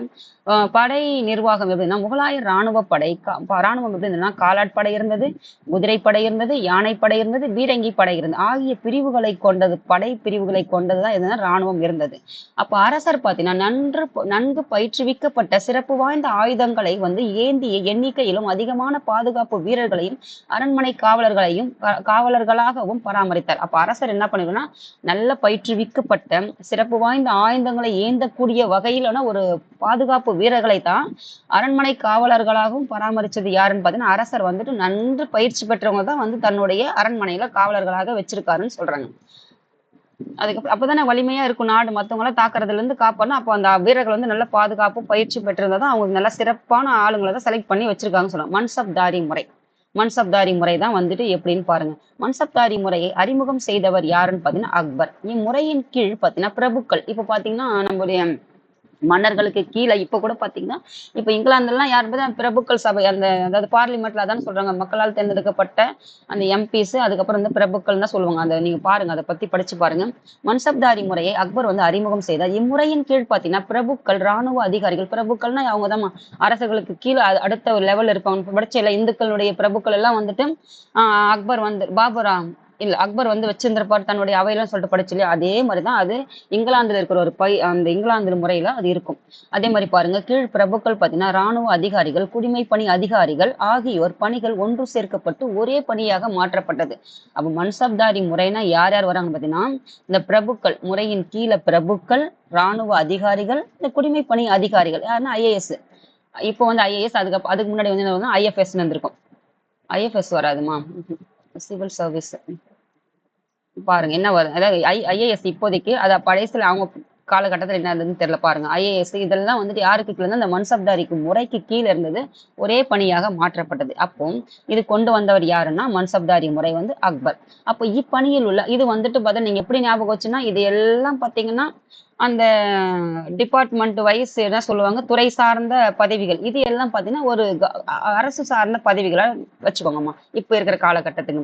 அப்ப இப்பணியில் உள்ள ஒவ்வொருக்கும் ஒரு மன்சப். மன்சப்னா படிநிலை. படிநிலைன்னா அவங்க தகுதி, அந்தஸ்து வந்து வழங்கப்பட்டது. அதாவது வந்துட்டு, அந்த சேலரி எல்லாம் குடுக்குறாங்க இல்லையா? அந்த தகுதியின் அடிப்படையில அந்த வருவாய், பணம் அதுதான் சம்பளம். அப்ப இந்த படிநிலை, படியெல்லாம் இப்ப கூட நீங்க கவர்மெண்ட் அந்த சேலரி எல்லாம் படிநிலை எல்லாம் கணக்கு போட்டு தான் சம்பளம் குடுப்பாங்க. அதுதான். இப்பணியில் உள்ள ஒவ்வொருவருக்கும் ஒரு மன்சப், ஒரு படிநிலை அல்லது தகுதி அந்தஸ்து வழங்கப்பட்டது. இந்த பகுதிகளுக்குலாம் ஒரு பணி அந்தஸ்து, ஒரு தகுதி கொடுத்தாங்க. அப்படியான தகுதியை பெற்றவர் யாருன்னு பார்த்தீங்கன்னா மன்சப்தார். அப்ப மன்சப்தார் பார்த்தீங்கன்னா சாட்டு சவார் என்ற இரு விடயங்களை சார்ந்த ரெண்டா பிரிச்சுட்டாங்க. மன்சப்தார் என்பது அது படிநிலை தகுதி அந்தஸ்துல வழங்கப்பட்டது ஒரு மன்சப்தார் என்ற தகுதி. அந்த மன்சப்தாரை வந்துட்டு இரண்டாக பிரிக்கிறாங்க. ஒண்ணு வந்து சாட்டு, இன்னொன்னு வந்து சவார். சாட் என்பது தகுதியை குறிப்பது, சவார் என்பது மன்சப்தார் பராமரிக்க வேண்டிய குதிரைகள் மற்றும் குதிரை வீரர்களின் எண்ணிக்கையை குறிக்குது. அப்போ சாட்டுனா வந்துட்டு தகுதி, சவார் என்பது என்னன்னு பாத்தீங்கன்னா அந்த நீ ஒண்ணு ஞாபகம் மறக்குதுன்னா, சாட்டுனா தகுதிமா, சவார்னா குதிரை சவாரி அப்படி ஞாபகம் வச்சுக்கோங்க, மறக்காது. அப்போ அந்த குதிரைகளையும் குதிரை வீரர்களின் எண்ணிக்கையை குறிப்பதுதான் வந்து சவார். அப்ப அந்த மன்சப்தாரினுடைய ஊதியம் பாத்தீங்கன்னா எதன் அடிப்படையில நிர்வகிக்கிறாங்க பாத்தீங்கன்னா, அவரால் பராமரிக்கப்படும் இந்த குதிரைகளின் எண்ணிக்கையின் அடிப்படையில அவருடைய ஊதியம் வந்து நிர்ணயிக்கப்படும் சொல்றாங்க. அப்போ சாட்டுனா வந்து பதவி, சவார் என்பது குதிரைகள் மற்றும் வீரர்களின் எண்ணிக்கையை குறிக்கிறது தான் இது. அவங்களுடைய ஊதியம் எதன் அடிப்படையில் நிர்வகிக்கப்படுதுன்னா அந்த குதிரைகளின் எண்ணிக்கையின் அடிப்படையில் தான் ஊதியமே நிர்ணயிக்கப்படுது. அப்ப 10 முதல் 10,000 வரை பொறுத்திருப்பது அந்த எண்ணிக்கையில் அடிப்படையில் சம்பளமும் கொடுக்குறாங்க. பேரரசர் பார்த்தீங்கன்னா மன்சப்தார்களுக்கு உயர்ந்த ஊதியம் வழங்கினார். அரசர் வந்து என்ன பண்ணிருக்காருன்னா அந்த மன்சப்தார்களுக்கு, ஏன்னா அவர்களுக்கு கீழே தானே இருக்காங்க, அப்போ அவங்களுக்கு என்ன பண்ணிருக்காங்கன்னா உயர்ந்த ஊதியத்தை வந்து வழங்கினார். அப்போ ஊதியம் பெறுவதற்கு முன்னர் நடைபெறும் போர் மேற்பார்வையின் போது மன்சப்தார் தமது குதிரை வீரர்களை காட்சிப்படுத்த வேண்டும். பாருங்க, அதாவது என்ன சொல்லுவாங்க, வேலை செஞ்சியா, அந்த குதிரை எப்படி இருக்கு, நீ நல்லா வச்சிருக்கியா, வைக்கல. தெனாலிராமன் கதையே தான். அந்த தெனாலிராமன் என்ன பண்ணிருப்பாரு, அந்த குதிரை ஒரு தெனாலிராமன் புக்ல சொல்றேன் நானு, படத்துல சொல்லல. அந்த குதிரையை தான் அது பண்ணியிருப்பாரு. அந்த மாதிரி அந்த குதிரையை வந்து என்ன செஞ்சிருவேன்னா காட்சிப்படுத்தணும். எப்படி நீ பராமரிக்கிற, எப்படி இருக்குது குதிரைங்க, சண்டைக்கு வலிமையா இருக்குதா, இல்லாட்டி நீ அதை கொடுக்குற செலவை வச்சுட்டு நீயே வச்சுட்டு சுகபோகமா வாழறியா அப்படின்றத தெரிஞ்சுக்கணும். அந்த குதிரை எப்படி இருக்குதுன்னு அதை காட்சிப்படுத்தணும். அப்பதான் சம்பளத்தை வந்து கொடுப்பாங்கன்னு சொல்றாங்க. அதுக்கப்புறம் பாத்தீங்கன்னா திருட்டை தவிர்ப்பதற்காக குதிரைகளுக்கு முத்திரையிடும் முறை பின்பற்றப்படுது. திருடுவாங்க இல்லையா, அப்ப திருடுனா யார் திருடுனாங்க தெரியாது இல்ல, எதுன்னு சொல்லிட்டு அப்ப முத்திரை இட்டுட்டாங்கன்னா பாருங்க. இப்போ கூட நம்ம ஒண்ணும் இல்லை, நாங்க சின்ன பிள்ளையா இருக்கும்போது இந்த லோன் எல்லாம் மாட்டுங்களுக்கு எல்லாம் லோன் கொடுப்பாங்க இல்ல, பேங்க்ல இருந்து. அதுக்கெல்லாம் பாத்தீங்கன்னா அந்த முத்திரை ஒண்ணு காதுல எல்லாம் போட்டிருப்பாங்க அந்த மாடுங்களுக்கு. அந்த லோன் மூலியமா மாடு வாங்குறது, அது அப்போ லோன் மூலியமா வாங்கப்பட்டதுன்னு தெரியும். நான் சின்ன பிள்ளையா இருக்கும் அப்ப தெரியாது, அதுக்கப்புறம் தான் அது தெரியாது. அந்த மாதிரி திருட்டை தவிர்ப்பதற்காக அந்த முத்திரை வந்து பின்பற்றப்பட்டது யாருக்குன்னு பாத்தீங்கன்னா அந்த குதிரைகளுக்கு. மன்சப்தாரால் பராமரிக்கப்படும் படைகளை அரசர் தமது மன்சப்தாரால் பராமரிக்கப்படும் அந்த படை இருக்குது இல்லையா, அரசர் தமது விருப்பத்தின் பயிரை பயன்படுத்தலாம். அக்பருடைய ஆட்சி காலத்தில் மன்சப்தார், அதாவது அந்த மன்சப்தாரால் பராமரிக்க அந்த குதிரை படை இருக்குது, அது அரசருக்கு கீழே தானே வராங்க இவங்க. அப்போ அரசர் வந்து பாத்தீங்கன்னா அவருடைய விருப்பத்திற்கு ஏற்ப அதை பயன்படுத்தலாம். அக்பருடைய ஆட்சி காலத்தில் தான் மன்சப்தார் முறை வந்துட்டு பரம்பரை உரிமை சார்ந்ததாக கிடையாது. ஆனா மன்சப்தார் முறை வந்துட்டு அறிமுகப்படுத்தினாரு. ஆனா பரம்பரையே கிடையாது. அவருக்கு யார் வந்துட்டு திறமை இருந்தது, தகுதி இருந்தது, அவரை வந்துட்டு பதவியில் அமர்த்தினார். ஆனால் அவருக்கு பின்னாடி வந்த அது பரம்பரை உரிமை சார்ந்து பணியாயிடுச்சு. அதாவது பரம்பரை பாரு எப்படியெல்லாம் முதல்ல நியமிக்கும் போது தகுதியின் அடிப்படையிலும் திறமையின் அடிப்படையிலும் அமைக்கப்பட்டது. ஆனால் காலம் போன போக்குல எப்படி வந்துட்டு இந்த பரம்பரையான உரிமையெல்லாம் எப்படி வந்ததுன்னு பாருங்க. இதெல்லாம் தெரிஞ்சுக்கோங்க. அப்படி நில வருவாய் நிர்வாகம் எப்படி எல்லா காலகட்டத்திலும் பார்த்தா நிலத்திலிருந்து வருவாய் வர்றதுதான் வந்துட்டு அந்த நாட்டிற்கே ஒரு வருவாயாக இருந்திருக்கு. முதன்மை வருவாய் எதுன்னு பாத்தீங்கன்னா அக்காலகட்டத்தில் நிலத்திலிருந்து கிடைக்கக்கூடிய வருவாய் தான் அந்த நிர்வாகம் பண்றதுக்கு. அப்ப அக்பரின் ஆட்சியின் போது நில வருவாய் நிர்வாகம் சீரமைக்கப்பட்டது. அதாவது ஒரு ஸ்ட்ரக்சரா கொண்டு வந்தது எதுன்னு பாத்தீங்கன்னா அக்பருடைய காலகட்டத்தில் தான். நிலத்தின் அடிப்படையில, அதன் அடிப்படையில், அதாவது நிலம் பாத்தீங்கன்னா தரிசு நிலமும் இல்லாட்டி நல்ல நஞ்சை புஞ்சை இப்படி வகைப்படுத்திருப்பாங்க, காடு இந்த மாதிரி எல்லாம். அப்ப தரிசாக போடப்பட்ட நிலத்தை போயிட்டு அதையும் நிலமா வகைப்படுத்திட்டு அதுல இருந்து வரி வசூலிக்க முடியாது இல்ல. அதே மாதிரி நல்ல நஞ்சை நிலம் புஞ்சை நிலம் இருக்குது இல்லையா, இந்த நிலத்திலிருந்து அந்த நிலத்தினுடைய தன்மையோ அந்த நிலத்தினுடைய நீர் ஏற்றவாறு எப்படி வந்து உற்பத்தி செய்யறாங்களோ அதன் அடிப்படையில தான் அங்க வந்து வரியும் வசூலிப்போம். அப்போ அது ஒரு ஸ்ட்ரக்சரா கொண்டு வந்தது யாரோட காலகட்டத்தில் பாத்தீங்கன்னா அக்பருடைய காலகட்டத்துல. அக்பருடைய வருவாய்த்துறை அமைச்சர் யாருன்னு பாத்தீங்கன்னா ராஜா தோடர்மல். வருவாய்த்துறை அமைச்சர் யாருன்னு பாத்தீங்கன்னா இது முக்கியமானதுமா, இந்த வருவாய்த்துறை அமைச்சர். இப்ப யாரு இருக்காங்கன்னு பாருங்க வருவாய்த்துறை அமைச்சர். அப்போ வருவாய்த்துறை அமைச்சர் யாருன்னு பார்த்தீங்கன்னா ராஜா தோடர்மால். பார்த்தீங்கன்னா ராஜா தோடர்மால் வந்துட்டு யாரால இன்ஃப்ளூயன்ஸ் ஆயிருப்பாருன்னு பார்த்தீங்கன்னா ஷெர்ஷா அறிமுகம் செய்த முறையை தான் வந்து பின்பற்றிருப்பார். அப்போ ஷெர்ஷா சூர் வம்சத்தைச் சேர்ந்தவர் வந்து ஆட்சி புரிஞ்சிருப்பார். யாருக்கு அப்புறம் இவரா பேரு மறந்து போகுது.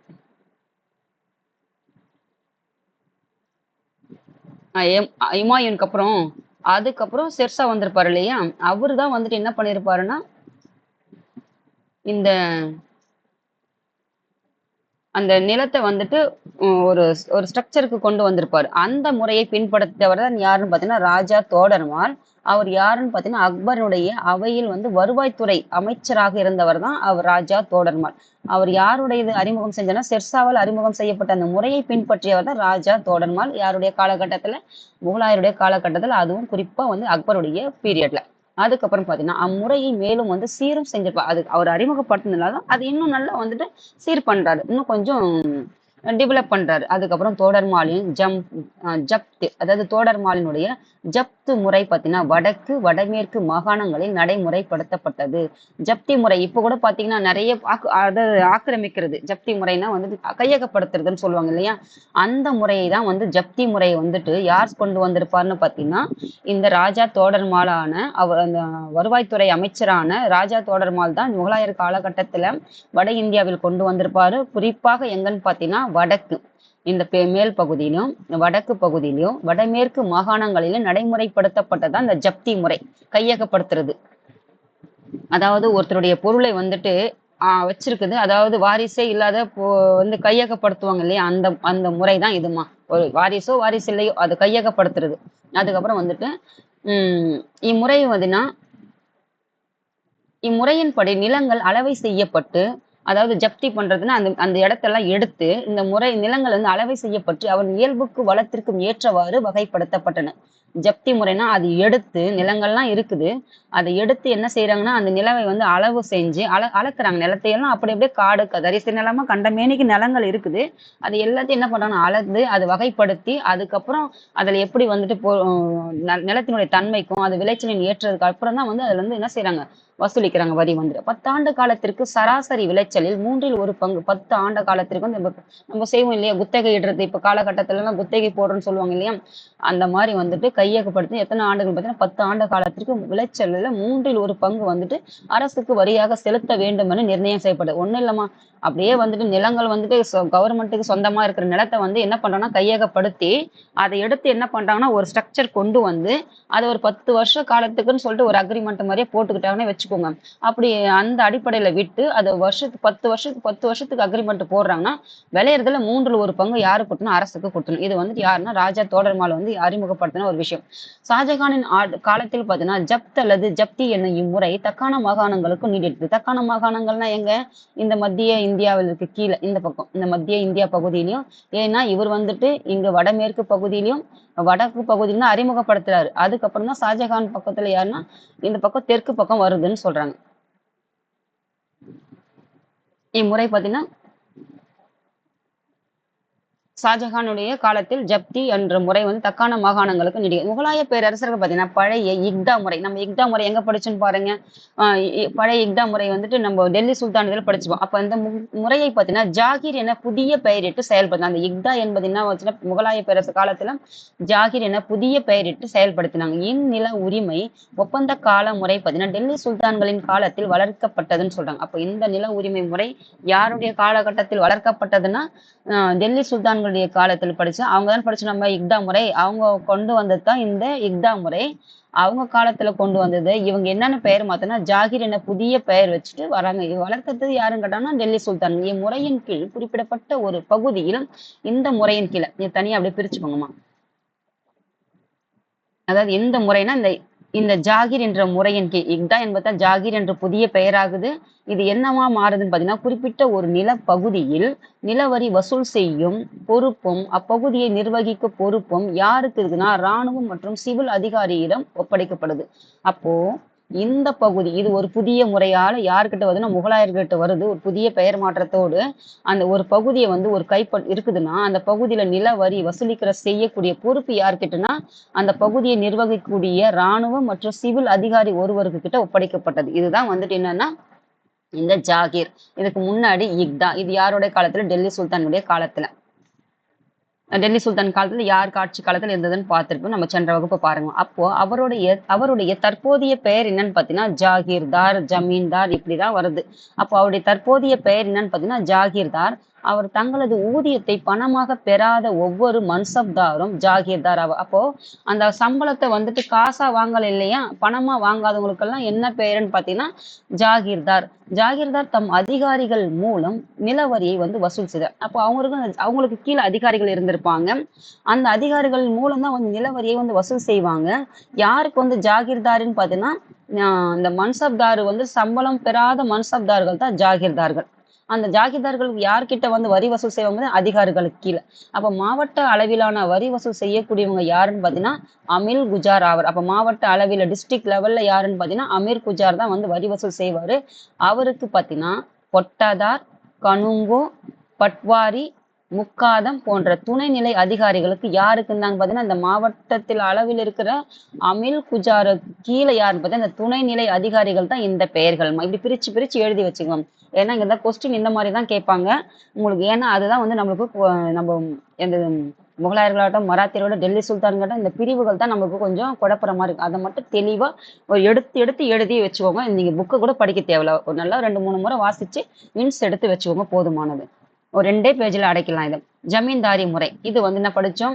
மன்சப்தாரி முறை. மன்சப்தாரி முறை பார்த்தாச்சு. ஜமீன்தாரி முறை பாருங்க. இந்த ஜமீன்தாரி முறை பாருங்க. நில உரிமையாளரிடமிருந்து நில வரியை வசூலிக்க பணியமர்த்தப்பட்டவர்கள் தான் இந்த ஜமீன்தார்கள். அதாவது நில உரிமை யாருக்கிட்ட இருக்குதோ அவங்க கிட்ட இருந்து வரியை வந்து வசூலிக்கக்கூடிய அமர்த்தப்பட்டவர்கள் யாருன்னு பாத்தீங்கன்னா இந்த ஜமீன்தார்கள். ஜமீன்தார்கள் முகலாய அதிகாரிகள், படை வீரர்கள் ஆகியோரின் உதவியுடன் நில வரியை வசூல் செய்தார். இந்த ஜமீன்தார்கள் பாத்தீங்கன்னா முகலாயருடைய அதிகாரிகள் இருக்காங்களா, படை வீரர்கள் இருக்காங்க, அந்த படையை நடத்தக்கூடிய வீரர்கள். ஏன்னா அதுக்கப்புறம் தான் நம்ம படிச்சிருப்போம் எங்க இந்த தென்னிந்தியாவுல திருநெல்வேலியில கட்டபொம்மன் இந்த படை வீரர்கள் தான் வந்துட்டு படை எடுத்துட்டு போய் வரி வசூல்லாம் கட்டபொம்மன் கிட்டலாம் வசூலிச்சு. அப்ப அந்த முறை பாருங்க எங்கெந்தெல்லாம் வருதுங்க. படை வீரர்கள் ஆகியோருடன் உதவியுடன் நில வரியை வசூல் செய்யும். அப்ப முகலாய இந்த ஜமீன்தார்கள் யார்கிட்ட வந்துட்டு பாத்தீங்கன்னா அதிகாரிகள், படை வீரர்கள் மூலமாகத்தான் இந்த வரியை வந்து வசூல் செஞ்சிருப்பாங்க இந்த ஜமீன்தார்கள். அப்போ சட்டம், ஒழுங்கு, அமைதி ஆகியவற்றை பாதுகாத்திருப்பாங்க. யாருன்னா இந்த ஜமீன்தார்கள். ஜமீன்தார்கள் வரி மட்டும் வசூலிக்கல, இந்த அதிகாரிகள் மூலமாகவும் படை வீரர்கள் மூலமாகவும் சட்டம், ஒழுங்கு, அமைதியும் பாதுகாத்திருப்பாங்க. நம்ம அதை தான் நம்ம தென்னிந்தியாவில் இந்த பூலித்தேவர், கட்டபொம்மன்லாம் படிக்கும்போது இது உங்களுக்கு அங்க வந்து ரிஃப்ளெக்ட் ஆகும். அதனால அப்படியே தெரிஞ்சுக்கணும். உள்ளூர் அளவில் பார்த்தீங்கன்னா தலைவர்கள் சிற்றரசுகள் ஜமீன்தார்கள் என்று அழைக்கப்பட்டாங்க. அப்போ உள்ளூர் அளவில் இருக்காங்க இல்லையா, அந்த இருக்கிற தலைவர்களும் சிற்றரசுகளும் என்னவென்னு அழைச்சிக்கப்பட்டாங்கன்னா ஜமீன்தார்கள் என்று அழைக்கணும். ஆனால் 16ஆம் நூற்றாண்டுல இறுதி பகுதியில் ஜமீன்தார்களுக்கு தங்களது ஜமீன் பகுதிகளின் மீது பரம்பரை உரிமையாக வழங்கப்பட்டது. அதுதான் வந்துட்டு நம்ம வந்துட்டு பிரிட்டிஷ் காலகட்டத்துல மிகப்பெரிய தாக்கத்தை எல்லாம் ஏற்படுத்தியிருக்கோம். ஆனால் 16ஆம் நூற்றாண்டுல தான் வந்துட்டு இறுதியில் அந்த கடைசி கட்டத்துல தான் வந்துட்டு ஜமீன்தார்களுக்கும் அந்த ஜமீன் பகுதிகளின் மீது வந்து என்ன கொடுத்தோம்னா பரம்பரை உரிமை வந்து வழங்கப்பட்டது. வரி வசூல் செய்யும் பணிகளை செய்வதற்காக படைகளை வைத்துக் கொள்ளும் அதிகாரம் அவர்களுக்கு வழங்கும். ஏன்னா அந்த படை தலைவர் தான் வந்துட்டு வசூலிக்க போறாரு. அப்ப அந்த படை இருந்தா தானே வந்துட்டு என்ன செய்ய முடியும்? கொடுக்காதவங்க கூட அடிச்சு சண்டை போட்டு எல்லாம் வாங்கிடுவாங்க. நம்ம படிச்ச பூலித்தேவர்கிட்டையும் கட்டபொம்மன் கிட்டையும். அப்போ படையும் வச்சுக்கிறதுக்கு அதிகாரமும் அவங்களுக்கு வழங்கப்படுது. அப்போ அறிஞர்களும் இறைப்பணியில் ஈடுபட்டுள்ள பெரியோருக்கும் இறைப்பணியில் ஈடுபட்டுள்ள பெரியோருக்கும் சமயம் சார்ந்த நிறுவனங்களுக்கும் அரசர் யார் யாருக்குன்னா அறிஞர்களுக்கு கொடுத்திருப்பாரு, சமய சடங்குகள்ல ஈடுபட்டவங்களுக்கு கொடுத்திருப்பாரு, நிறுவனங்களுக்கும், அதாவது கடவுள் ஈடுபாட்ட பெரியோர்களுக்கும் பாத்தீங்கன்னா, அதாவது இது எங்க வந்திருக்குன்னு பாத்தீங்கன்னா இந்த யார் சொல்றது பிராமணர்கள் சொல்லுவாங்களே அவங்களுக்கும் கொடுத்திருப்பாங்க, சமயம் சார்ந்த நிறுவனங்களுக்கும் அமைப்புகளுக்கும் கொடுத்திருப்பாங்க. அரசர் வந்து நிலங்களை வந்து வழங்கினாரு. இந்த மாதிரி கொடுத்ததே வந்துட்டு என்னது சொல்றது இலவசமா கொடுத்தாங்க. இலவசமா கொடுக்கப்பட்டால் அதுக்கு வரியும் இல்லை பாருங்க. ஆனா மக்கள்கிட்ட என்ன மாதிரிலாம் திணிக்கிறாங்க. நிலமும் அவங்களுக்கு கிடையாது, ஆனா வரியும் வசூலிக்கிறாங்க. ஆனா பாரு இது அந்த மாதிரி ஒரு இது பாருங்க. வரி விலக்கு வந்துட்டு இந்நிலங்கள் வந்து சுய யூர்கள் என்று அழைக்கப்படும். வரி விலக்கு அதிக்கப்பட்ட இந்த நிலங்களுக்கு வந்துட்டு சுய யூர்கள் என்று அழைக்கப்பட்ட இந்த வரி விலக்கப்பட்ட நிலங்களுக்கு சமய கொள்கை, அக்பருடைய சமய கொள்கை எப்படி இருந்ததுன்னு பார்க்கலாம். சமயத்துல வந்துட்டு எப்படி சகிப்புத்தன்மையோடு இருந்தாங்களா, சமய சகிப்புத்தன்மை எப்படி இருந்ததுன்னு பார்க்கலாம். முகலாய பேரரசுகள் இஸ்லாமியம் பின்பற்றிருப்பாங்க. முகலாய பேரரசு இஸ்லாமியன்னு என்னது? முஸ்லிம். அதாவது என்ன சொல்றது, முஸ்லிம் தான்.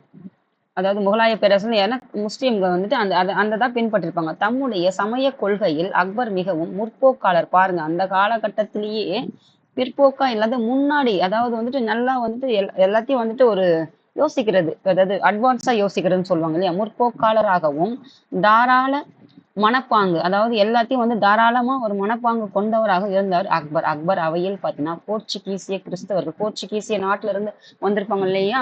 அதாவது நீங்க எங்க பார்த்தீங்கன்னா, அந்த யூரோப்பியன் கண்டத்துல இருக்கிற நாடுகள்ல எந்தெந்த நாடுகள்னு யூரோப்ப மேப் வந்து நம்ம குடுத்துருப்பான். அந்த நாடு எங்க இருக்குதுன்னு பாருங்க. அப்ப இங்கிலாந்துக்கும், இந்தியாவிற்கும் இதெல்லாம் எப்படி வந்து கனெக்ட் ஆகுதுன்னு பாருங்க. முகலாயர்கள் எங்க இருக்காங்க? இதெல்லாம் தெரிஞ்சுக்கிட்டீங்கன்னா, ஒரு கனெக்ட் தெரிஞ்சுக்கிட்டீங்கன்னா உங்களுக்கு ஒரு ஏன்னா போர்ச்சுகீசியர்கள் தான் இந்தியாவிற்கு கிறிஸ்தவ மதத்தை பரப்புவதற்காக வந்திருப்பாங்க. அப்ப அக்பரின் அவையில் வந்துன்னா இந்த கிறிஸ்தவ பாதிரியார்கள் மிகவும் விரும்பத்தக்கவர்களாக இருந்திருக்காங்க. அக்பர் இது எப்படின்னா கிறிஸ்தவ மதத்துல என்னம்மா நீங்க எப்படி புரிஞ்சுக்கணும்னு பாத்தீங்கன்னா இன்னைக்கு கூட பாத்தீங்கன்னா சில பேர் அந்த அந்த துண்டு பிரசுரங்கள் எல்லாம் கொடுப்பாங்க பாருங்க. இவங்கள பார்த்தா நிறைய பேர் வந்து முகம் சுளிப்பாங்க. அது எந்த மாதிரி ஒரு எண்ணத்துல சுளிக்கிறாங்கன்னு தெரியல. ஆனா நீங்க எப்படி புரிஞ்சுக்கணும்னு பாத்தீங்கன்னா, கிறிஸ்தவர்கள் உங்களுடைய சமயத்தை வந்து பரப்புறதற்காக வரல. அவங்க வந்துட்டு அந்த பைபிள்ல நம்ம படிச்சிருப்போம். பைபிள்ல நடக்கிறதா வந்து நடக்குதுன்னு சொல்லிட்டு சொல்லுவாங்க. இப்ப கூட நீங்க பாருங்க. நம்ம இந்த கொரோனா நடந்தது கூட பைபிள்ல ஏற்கனவே சொல்லப்பட்டதுன்னு சொல்லுவாங்க. ஆனா அவங்க என்ன சொல்ல வந்திருப்பாங்கன்னு பாத்தீங்கன்னா, இந்த பைபிள்ல இருக்கிறத வந்துட்டு இங்கிலீஷ்ல வந்துட்டு எப்படி வந்துட்டு லத்தீன் மொழியிலே வந்துட்டும் லத்தீன் மொழியில இருந்தது வந்துட்டு இங்கிலீஷ்க்கு டிரான்ஸ்லேட் பண்ண பிறகு நிறைய பேர் வந்துட்டு அந்த பைபிளை வந்து படிச்சுட்டு இப்படியெல்லாம் இருக்குதுன்னு சொல்லிட்டு கருத்துக்கள்லாம் இப்ப எப்படி நம்ம வந்து தமிழ் படிக்கிறதுனால வந்துட்டு நம்ம ஒரு திருக்குள்ளே வச்சுக்கோங்க. நமக்கு எப்படி தெரிஞ்சதுனால மத்தவங்களையும் படிக்க சொல்றோம். அதே மாதிரிதான் அது நல்ல கருத்து இருக்குது, இதெல்லாம் நீங்க தெரிஞ்சுக்கோங்க, பைபிள்ல இதெல்லாம் இருக்குது அப்படின்ட்டு சொல்றதுக்கு அந்த சமயத்தை பரப்பு வரலாம். அந்த கருத்துக்களை தான் அவங்க பரப்பு வந்தாங்க. அதை நம்ம சமயத்தை பரப்பு வந்தாங்கன்னு நினைச்சோம். அப்ப கிறிஸ்துவ பாதிரியார்கள் விரும்பத்தக்கவர்களாக அதில் உள்ள கருத்துக்களை தான் அவங்க சொல்ல வந்தாங்க மக்கள் கிட்ட. இதெல்லாம் எடுத்து சொல்றது படிச்ச சிலர்கள் அந்த கருத்தை சொல்றதுக்காக தான் வந்திருப்பாங்க பல நாடுகளுக்கு. எப்படி வந்து வணிக ரீதி மக்கள் வந்து பல பிரிவுகள் இருந்திருப்பாங்க. சிலர் வந்துட்டு பாத்தீங்கன்னா அந்த சர்ச்சில் இருந்திருப்பாங்க, சில பேர் வந்து வணிகை சார்ந்து இருப்பாங்க, சில பேர் வந்துட்டு வேற என்ன செஞ்சிருப்பாங்க, ஒவ்வொரு துறையா இருந்திருப்பாங்க. மக்களை வந்து சில பேர் பாத்தீங்கன்னா இது பண்ணிருப்பாங்க, என்னது சாகசம் செய்யறதுக்காக வந்து இந்தியாவுக்கு வந்துட்டு அனுப்பிச்சிருந்தோம் அப்படின்னு தான் யாருன்னா வாஸ்கோட காமா எல்லாம் வந்திருப்பாங்க. அந்த மாதிரி ஒவ்வொரு காலகட்டத்திலேயும் ஒவ்வொருத்தருடைய ஒரு ஒரு செயலை செய்யறதுக்காக தான் அப்படி இப்படி நாடுகளுக்கு போயிருப்பாங்க. வணிக ரீதியாகவும் அதே மாதிரி இந்த கிறிஸ்தவ சமய பரப்பாளர்கள் அந்த பைபிள்ல இருக்கிறத பரப்புறதுக்கும் இந்த மாதிரி ஒவ்வொரு காலகட்டத்துல சொல்றதுக்கு தான் வந்திருப்பாங்களே. இப்படிதான் வந்துட்டு பல நாடுகளை வந்து கண்டுபிடிச்சிருப்பாங்க. அப்போ அக்பர் அனைத்து மதங்களில் உள்ள சிறந்த கொள்கைகளை ஒருங்கிணைத்து அந்த எல்லா மதங்களில் இருக்கிற சிறந்த ஒரு நல்ல கருத்து இருக்கு இல்லையா, எல்லா மதத்தையும் பின்பற்றவங்க இருந்தாலும் அப்ப அந்தந்த மதத்திற்கான கொள்கைகள் இருக்கு இல்லையா, அந்த கொள்கைகள் எல்லாம் எல்லாத்தையும் ஒன்னா இணைத்துதான் வந்து தீன் இலாகி தெய்வீக மதம் என்ற பெயரை வந்து ஒரே சமயத்தை உருவாக்க வந்தார். அப்ப தீன் இலாகி என்பது யாருன்னு பாத்தீங்கன்னா தெய்வீக மதம். அந்த ஒரே சமயத்தின் கீழே வந்து உருவாக்குறதுக்கு வந்து எல்லாத்தையும் ஒன்றிணைக்கிறார் யாருன்னா அக்பர். அப்ப அக்பருடைய கொள்கையை பார்த்தீங்கன்னா ஜஹாங்கீரும் ஷாஜகானும் பின்பற்றினாங்க. ஏன்னா ஜஹாங்கீரும் அவருக்கு அடுத்து வந்த ஷாஜகானும் அக்பருடைய கொள்கையை வந்து பின்பற்றிருக்காங்க. ஆனால் யார் வந்து பின்பற்றுன்னு பாத்தீங்கன்னா அவுரங்கசீப் தம்முடைய முன்னோர்களின் தாராள கொள்கையை மறுத்துட்டார். அதுக்கப்புறம் முன்னரே குறிப்பிட்டது போல இந்துக்களின் மீது ஜிஸ்யா வரியும் பயணிகளின் அதாவது பில்கிரிம்ஸ் போவங்களா புனித பயணம் மேற்கொள்றவங்க, அதாவது இந்துக்கள் கிறிஸ்டியன் அதாவது முஸ்லிம்கள் அல்லாத இருக்கிற இந்துக்கள் மீது ஜிஸ்யா வரியையும் இது என்னன்னு கொஞ்சம் பாருங்கம்மா. ஜிஸ்யா வரின்னா அது என்னன்னு பாருங்க. அதுக்கப்புறம் இந்துக்கள் இந்த புனித பயணம் மேற்கொள்வாங்க அதாவது பில்கிரிம்ஸ் இவங்க மேல வந்து வரியும் மீண்டும் வந்து விதிச்சவர் யாருன்னு பாத்தீங்கன்னா இந்த அவுரங்கசீப். ஆனா அதற்கு முன்னாடி இருந்தவங்க யாருன்னு பாத்தீங்கன்னா ஜஹாங்கீரும் ஷாஜகானும் தன்னுடைய அக்பருடைய கொள்கையை வந்து பின்பற்றிருப்பாங்க. மருத்துவர் யாருன்னா அவுரங்கசீப்மா. எப்படி தெரிஞ்சுங்க இதெல்லாம் வந்துட்டு ஸ்டேட்மெண்ட்ல கேட்பாங்க. அதுக்கப்புறம் பாருங்க மீண்டும் பாத்தீங்கன்னா ஏனைய மதங்களின் மீது அவருடைய சகிப்புத்தன்மையின்மை மக்களிடையே அவரை விரும்பத்தகாரம், அதாவது சகிப்புத்தன்மைனா ஏற்றுக்கொள்ள மத்த மதத்தெல்லாம் ஏற்றுக்கொள்ள தான் தான் அப்படின்றது ஒரு இது இருக்குல்ல, தன்னுடைய மதத்தின் மேல ஆதிக்கம் இருக்குல்ல, அதுதான் வந்து தான்றதுதான் வந்து இவர்கிட்ட இருந்தது. எல்லாத்தையும் ஏத்துக்கிற அந்த மனப்பக்குவம் வந்து கிடையாது. அதனாலதான் வந்து கலகத்திற்கு பிரச்சனைக்கு காரணம் என்னதான் எல்லாத்தையும் ஏற்றுக்கொள்ள பக்குவம் இல்லாத போது அது என்ன செய்யும், பிரச்சனையில் தான் போய் முடியும். எந்த ஒரு இது இருந்துச்சு அது நம்ம வீட்டுக்குள்ளேயே இருந்தாலும் சரி, அது நாட்டுக்குள்ளேயே இருந்தாலும் சரி. பாருங்க கலை மற்றும் கட்டடக்கலைக்கு எப்படி வந்துட்டு முகலாயர்கள் தங்களுடைய பங்களிப்பை வந்து செஞ்சிருப்பாங்க. அது இன்ன வரைக்கும் வந்துட்டு பாத்தீங்கன்னா வட இந்தியாவில் எப்படி வந்து போற்றக்கூடிய அளவில் இருக்குதுன்னு பார்க்கலாம்.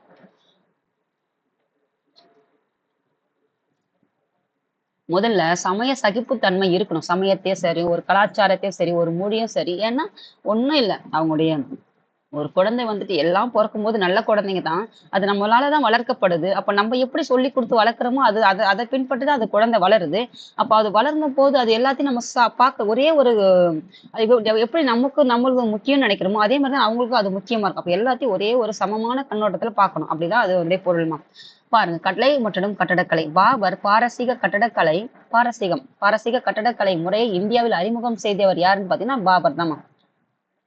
அந்த பாரசீக கட்டடக்கலையும் அதுவும் இந்தியாவும் சேர்ந்து தான் வந்து நல்ல ஒரு ஒரு நல்ல ஒரு கட்டடக்கலை வந்து வட இந்தியாவுல பெரும்பாலும் நல்லா உருவாயிருக்குன்னு சொல்லுவாங்க. அறிமுகப்படுத்தி எங்கன்னு பார்த்தீங்கன்னா, இந்தியாவுல ஆக்ரா, பியானா, அதுக்கப்புறம் டோலாப்பூர், அப்புறம் குவாலியர், கியூல், கலிகார் இதெல்லாம் எந்த இருக்கிறமோ அந்த மத்தியில் இருக்கிற பகுதிகளை வந்து கட்டடங்களை வந்து கட்டுவித்தவர் யாருன்னு பார்த்தீங்கன்னா, பாரசீக கட்டடக்கலை இந்தியாவில் அறிமுகப்படுத்தியவர் யாருன்னா பாபர்மா.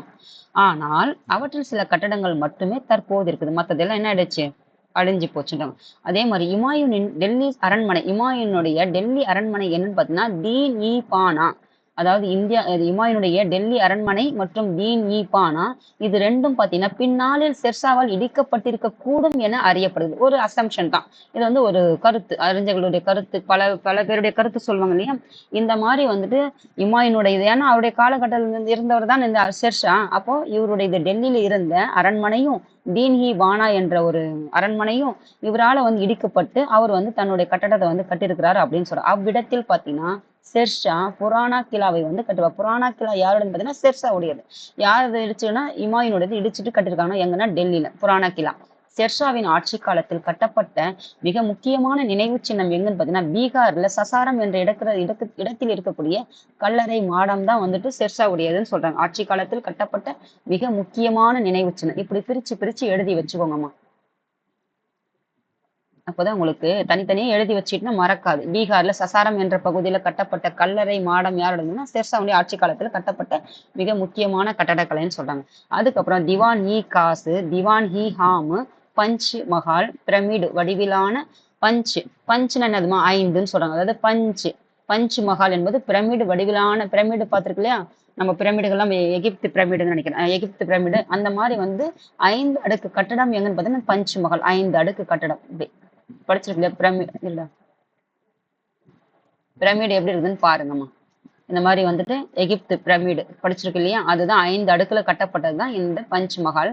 அதுக்கப்புறம் பார்த்தீங்கன்னா ரங் மஹால், சலீம் சிஸ்டியினுடைய கல்லறை, புலந்தர் வாசா ஆகியவை பார்த்தீங்கன்னா அக்பரால் கட்டப்பட்டது. இதெல்லாம் பார்த்தீங்கன்னா வட இந்தியாவுல பார்த்தீங்கன்னா இது அப்படி ஒரு கலை நுணுக்கத்தோடையும் ஓவியத்துக்கு நுட்பத்தோடும் வடிக்கப்பட்டதா அந்த முகலாயருடைய ஆட்சி காலத்தில் இருக்கிற இந்த அனைத்து கட்டடக்கலையும் பார்த்தீங்கன்னா நம்ம இந்தியாவுல தமிழ்நாட்டில் இருக்குது அது வேற மாதிரி இருந்தாலும் ஆனா அந்த பாரசீக கட்டடக்கலையில் இருக்கிறத நீங்க போய் பாருங்க. அதாவது இதெல்லாம் போய் பார்க்கக்கூடிய இடங்கள் போய் பார்த்துட்டு வாங்க.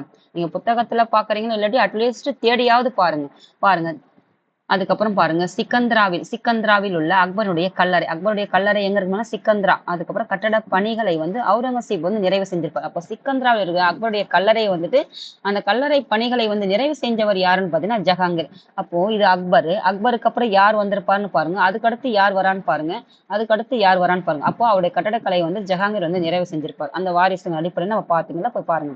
மேலும் ஆக்ராவில் உள்ள நூர்ஜஹானுடைய தந்தை யாரு? ஹிம்மத் உத் தௌலாவினுடைய கல்லறை. அப்போ அப்பா நூர்ஜஹானுடைய அப்பா யாருன்னு பார்த்தீங்கன்னா ஹிம்மத் உத் தௌலா கல்லறை வந்து ஆக்ரால வந்து கட்டியிருக்காங்க.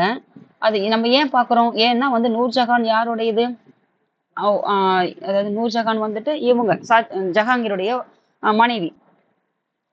நூர்ஜஹான் ஆமா அவருடைய மனைவி இல்லையா? அப்போ அவங்களும் ஆட்சி புரிஞ்சிருப்பாங்க இல்லையா? அப்போ அவருடைய அப்பாவுக்கும் வந்துட்டு முக்கியத்துவம் கொடுத்துருக்காங்கன்னு அப்படி ஞாபகம் வச்சுக்கோங்கம்மா. பாருங்க. அதுக்கப்புறம் பார்த்தீங்கன்னா புராண கிலா. இதுதான் வந்து புராண பழமையான கிலா என்பது அரண்மனை, பழையான அரண்மனை. பாருங்க முகலாய பேரரசும் அதன் புகழும் உன்னதமும் யாருடைய ஆட்சி காலத்துல ஷாஜகான் ஆட்சி காலத்துல படிச்சிருப்போம். ஆசியா முழுவதும் ஐரோப்பா கண்டம் முழுவதும் வந்து மிகச்சிறந்த உச்சத்தை எட்டியது யாருன்னு பாத்தீங்கன்னா இந்த ஷாஜகான் காலகட்டத்தில் தான் வந்து நல்ல ஒரு கட்டடக்கலைக்கு வந்து பேரும் புகழ். அதனாலதான் இன்னைக்கும் உலக அதிசயங்கள்ல இன்னைக்கும் தாஜ்மஹால் வந்து எத்தனையாவது இருக்குதுன்னு பாருங்க. அதுக்கப்புறம் பாத்தீங்கன்னா காலத்தின் உச்சத்தை எட்டியது பேரரசர் அமர்வதற்காக விலை உயர்ந்த நவரத்தின கற்கள் பதிப்பிற்ற பாத்தீங்கன்னா மகிழாசனம் தயாரிக்கப்பட்டது. யாருடைய காலகட்டம்னா ஷாஜகானுடைய காலகட்டத்தில் பேரரசர் அமர்வதற்கான விலை உயர்ந்த நவரத்தின கற்கள் வந்து பதிக்கப்பட்ட மயிலாசனம். இது இப்போதைக்கு எங்க இருக்குதுன்னு பாருங்க. இப்ப இங்கிலாந்து ராணியா இதெல்லாம் கொஞ்சம் பார்த்து தெரிஞ்சு வச்சு, இது யார் வந்து கைப்பற்றினாங்க, இதெல்லாம் ஒரு கதையா இருக்கும், இதெல்லாம் தெரிஞ்சு வச்சுக்கோங்க. யமுனை நதிக்கரையில் பாத்தீங்கன்னா உலக புகழ்பெற்ற தாஜ்மஹால் எழுப்பப்படுது. யமுனை நதிக்கரை எதனுடைய துணையாறு? துணையாரா கிளையாரான்னு பாருங்க. இது எந்தனுடைய ஆற்றினுடைய துணையாரா கிளையாரான்னு பாருங்கம்மா. அப்போ மேலும் ஆக்ராவில் உள்ள முத்து மசூதி, ஆக்ராவில் இருக்கிற முத்து மசூதி, இது முத்து மசூதிக்கு இன்னொரு பேர்னா மோதி மசூதின்னு சொல்லுவாங்க. டெல்லியில் இருக்கிற ஜும்மா மசூதி ஆகியவை ஷாஜஹானால் கட்டப்பட்ட மிக சிறந்த கட்டடக்கலைக்கு இது. அதுக்கப்புறம் புலந்தர் வாசா, இதெல்லாம் போய் பாருங்கம்மா. அப்படி ஒரு சிறப்புமிக்க கட்டடக்கலைகள். அவுரங்கசீப்பினுடைய ஆட்சி காலத்தில் பாத்தீங்கன்னா கட்டடக்கலை பெரிய அளவிலான ஆதரவு எதுவும் அவர்கிட்ட இல்லை. ஆனாலும் அவர் தான் படையெடுத்திருப்பார் நிறைய. ஆனா வந்துட்டு இந்த மாதிரி தான் இருந்திருப்பாரு. ஆனா கலையில வந்து ஈடுபாடு அவ்வளவா இல்லைன்றாங்க. அவுரங்கசீப் பாத்தீங்கன்னா மகன் எதுன்னு பாத்தீங்கன்னா, அதாவது ஆஜம் ஷாவால் வந்து, அதாவது அவுரங்கசீப்பினுடைய மகன் யாருன்னா ஆஜம் ஷா. அவர் தன் தாயினுடைய அன்பை போற்றும் வகையில பாத்தீங்கன்னா அவுரங்காபாத்தில் கட்டப்பட்ட பிபிகா மக்பாரா என்னும் கல்லறை வந்துட்டு மாடம் வந்து குறிப்பிடப்பட்டது. யாரு? அவுரங்கசீப்புடைய மகன் யாருன்னா ஆஜம் ஷாவால் கட்டப்பட்டது.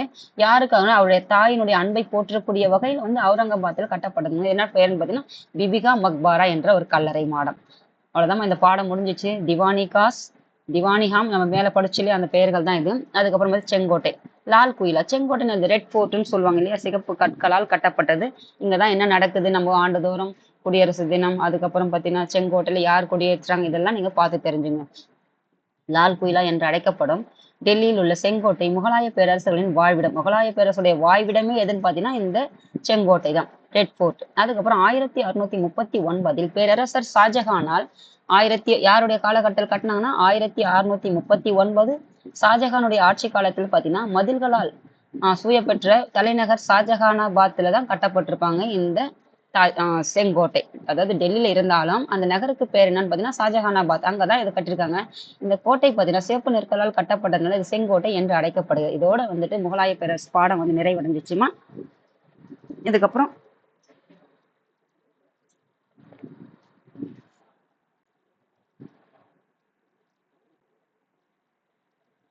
பாட சுருக்கம் பாத்துருங்க. பானிபட் போர்ல 1526 இப்ராஹிம் லோடியை தோல்வி அடைந்ததை தொடர்ந்து பாபர் வந்து 1526 முகலாய பேரரசை நிறுவியிருப்பார். அதுக்கப்புறம் பாத்தீங்கன்னா ஹுமாயூன் உறுதியற்ற இயல்பும் கன்னோஜ் போரில் ஷெர்ஷாவை அவரை வெற்றி கொண்டதும் ஷெர்ஷாவின் திறன் மிகுந்த நில வருவாய் முறையும் நிறுத்தல் முகத்தல் என்ற அளவுகளை வந்து தர அளவுபடுத்தியதும் எடுத்து காட்டப்பட்டது நம்ம படிச்சோம்.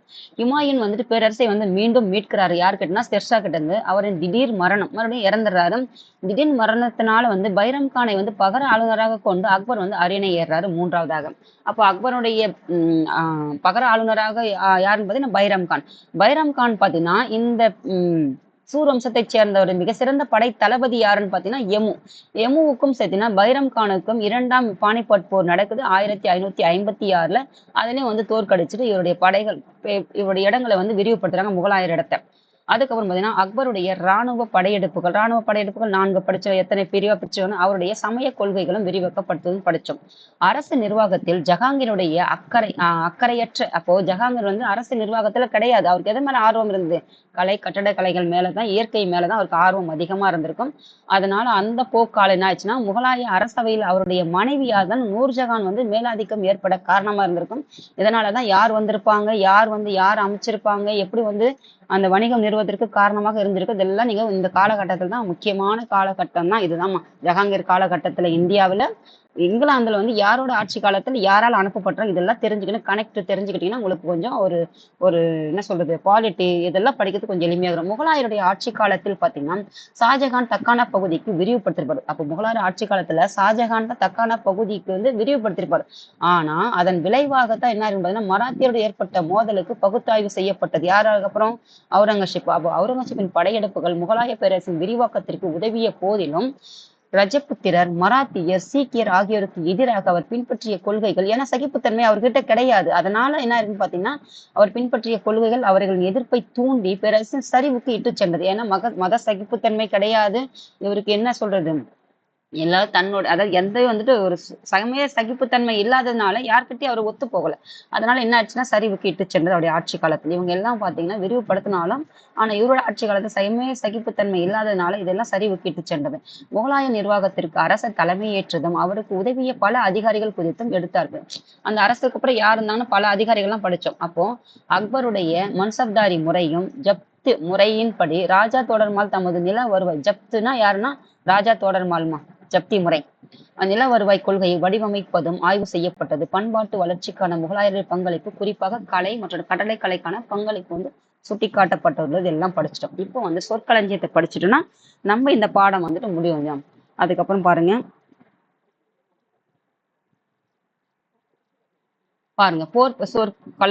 சொற்களஞ்சியம் போர் பயணம் எக்ஸ்பெடிஷன் பாத்தீங்கன்னா போர் பயணம் அதாவது ஒரு பயணம் மேற்கொள்ளணும் a journey undertaken with the purpose of war ஒரு பயணம் எதுக்காக மேற்கொள்ளணும் போர் பயணம்னா என்னது ஒரு போர் அதாவது ஒரு போரை மேற்கொள்றதுக்காக மேற்கொள்ளக்கூடிய ஒரு போர் நடத்துறதுக்கு பர்போஸ்ல நோக்கம் என்னன்னு பாத்தீங்கன்னா ஒரு போருக்கான பயணம் அவ்வளவுதாம்மா நீண்ட ப்ரொலாங்டுன்னா என்ன பார்த்தீங்கன்னா நீண்ட நெடிய பயணம் அதாவது லென்த்தி அதாவது வந்து நீண்ட நெடிய ஒரு காலம் அப்படின்றது நீண்ட நெடிய காலம் தான் வந்து லென்த்தி அல்லது ப்ரொலாங்டு நீண்ட நெடிய காலம். அடக்குன்னா சப்டியூடுன்னா என்னன்னு அடக்குதல். யார் அடக்குது? கழகத்துல ஈடுபடக்கிறவங்கள அடக்குறதா வந்து சப்டியூட் கான்கர்டு அதாவது வந்து அவங்கள வந்து அடக்குறது அந்த இடத்த வந்துட்டு அடக்குறது அந்த இடத்த வந்து எடுத்துக்கிறது கான்கர்ட் பண்ணது அடக்குறதல். கழகத்துல ஈடுபடுறாங்களா அவங்களுக்கு அடக்குறது தான் வந்து சப்டியூடுமா அதை அடக்கி அந்த இடத்த வந்து எடுத்துக்கிறது ஞாபகம் வச்சு. கழகக்காரர்கள் என்னன்னா ரெபலியஸ் அதாவது ரெபலியஸ்னா என்னன்னு சொல்லுவாங்கன்னா ஒரு அதிகாரத்திற்கு எதிராக அதாவது showing a desire to resist authority அதாவது ஒரு அதிகாரத்திற்கு எதிராக கழகக்காரர்கள் வந்து ஈடுபடுறது. ஒரு அதிகாரம் அடக்குறாங்க ஒரு அதிகாரத்துக்கு அந்த எப்படி சொல்றதுன்னா இங்க பாருங்கம்மா அடக்குதல்னா கழகக்காரர்களை அடக்குறது தான் வந்து சப்டியூடு. கழகக்காரர்கள்னா அரசுக்கு எதிராக வந்து கழகம் செய்யறவங்க. நம்ம இதெல்லாம் யாரு படிச்சோம்? நம்ம இந்த காந்திய காலகட்டத்துல வந்துட்டு பகத்சிங் இதெல்லாம் படிக்கிறோம் இல்லையா? அதுவும் ஒரு அதாவது நம்ம புரட்சி அதாவது கொஞ்சம் வேறுதான் படுமே கண்டி ஆனா எதிர்க்கிறாங்க அரசாரத்தை வந்து அதிகாரத்தை வந்து எதிர்க்கிறதுனால கழகத்துல ஈடுபடுறாங்க. அவங்க தான் வந்து ரெபெலியஸ் சொல்லுவாங்க. அதுக்கப்புறம் பாத்தீங்கன்னா பெஸ்டோடுன்னா என்னன்னு பாத்தீங்கன்னா மதிப்பளித்தல்னா ஒரு செயலுக்கு செய்யறதுக்காக வந்துட்டு மரியாதைக்கு உரிய வந்துட்டு ஒரு பரிசு கொடுக்கறது அதுதான் வந்து பெஸ்டோடு ஒரு அவார்ட் கொடுக்கறது. இதெல்லாம் அக்காலகட்டத்திலே வந்து கொடுக்கறது. அதுக்கப்புறம் பாத்தீங்கன்னா ஹெரிடிட்ரினா பாரம்பரியம்னா என்னன்னு பாத்தீங்கன்னா inheritance of a title office or right. டைட்டில்னா என்னது? ஒரு பட்டத்தையோ ஒரு பதவியையோ ரைட் ஒரு உரிமையையோ எதன் அடிப்படையில பரம்பரை அடிப்படையில கொடுக்கறது அதுதான் வந்து இன்ஹெரிடிட்டரி அதுதான் வந்து இன்ஹெரிட்டன்ஸ் அதுதான் வந்துட்டு பதவி அல்லது பட்டம் அல்லது பதவி இல்லாட்டி உரிமை. இது எல்லாத்தையும் எதுனா பரம்பரை அடிப்படையில் அதானே படிச்சு நம்ம இங்க உருவாயிடுச்சுன்னு சொல்லிட்டு பரம்பரை அடிப்படையாக. எண்டூரிங் என்பது என்னன்னு பார்த்தீங்கன்னா நீடித்த காலம் அதாவது லாஸ்டிங் ஓவர் முடிவே இல்லாமல் எ பீரியட் ஆஃப் டைம் தொடர்ந்து நடந்துகிட்டே இருக்கு. ஒரு செயல் நடக்குது ஒரு வார் நடக்குது அந்த வார் இதை போயிட்டு இருக்குது இல்லையா? எப்படி வந்துட்டு ரஷ்யாவுக்கும் உக்ரைனுக்கும் தொடர்வே இல்லாம நீண்டு போயிட்டே இருக்குது இல்ல முடிவே இல்லாம அதுதான் வந்து lasting over a period of time முடிவே இல்லாமல் நீண்டு இருக்கிற ஒரு செயலுக்கு தான் வந்து எண்டூரிங் அப்படின்னு சொல்றதுமா. இதோட வந்துட்டு இந்த பாடம் வந்து நிறைவடையுது. நம்ம அடுத்த வகுப்புல என்ன பார்க்க போறோம்னா மராத்தியர்கள் மற்றும் பேஷ்வாக்களுடைய எழுச்சி வந்துட்டு இது எங்க நடக்குன்னு பாத்தீங்கன்னா மத்திய இந்தியாவில் வந்து நடக்கக்கூடிய ஒரு ஈவெண்ட் தான் இது. அதுக்கப்புறம் யார் வராங்க? இதோட முடிஞ்சிடும். ஜியாகிரபி தான் வரும். நம்ம அதுக்கப்புறம் தேர்ட் டேர்ம் பார்க்கலாம். இதை முடிச்சுட்டு ஒவ்வொன்றா ஹிஸ்டரி முடிச்சிடலாம். தேங்க்யூம்மா. இது வந்துட்டு நீங்க எக்ஸாம் எல்லாம் என்னது எலெக்ஷன் வந்துட்டு அறிவிச்சிட்டாங்க டேட்டு நடக்கும் நடக்காது இந்த மாதிரி தாட் எல்லாம் வச்சுக்காதீங்க. உங்களுடைய வேலை என்னது? படிக்கிறது மட்டும்தான் உங்களுடைய வேலை. அதனால என்ன செய்றீங்க? எப்பவும் போல படிச்சுக்கிட்டே இருங்க உங்களுடைய நோக்கம் நிறைவேற வரைக்கும். அதனால என்ன செய்யுங்கன்னா படிக்கிறத வந்துட்டு எக்காரணத்தை கொண்டு நிறுத்தாதீங்க படிச்சுக்கிட்டே இருங்க. அதை மட்டும்தான் நம்ம கிட்ட இருக்கிற ஒரே ஒரு சொத்து. தேங்க்யூம்மா.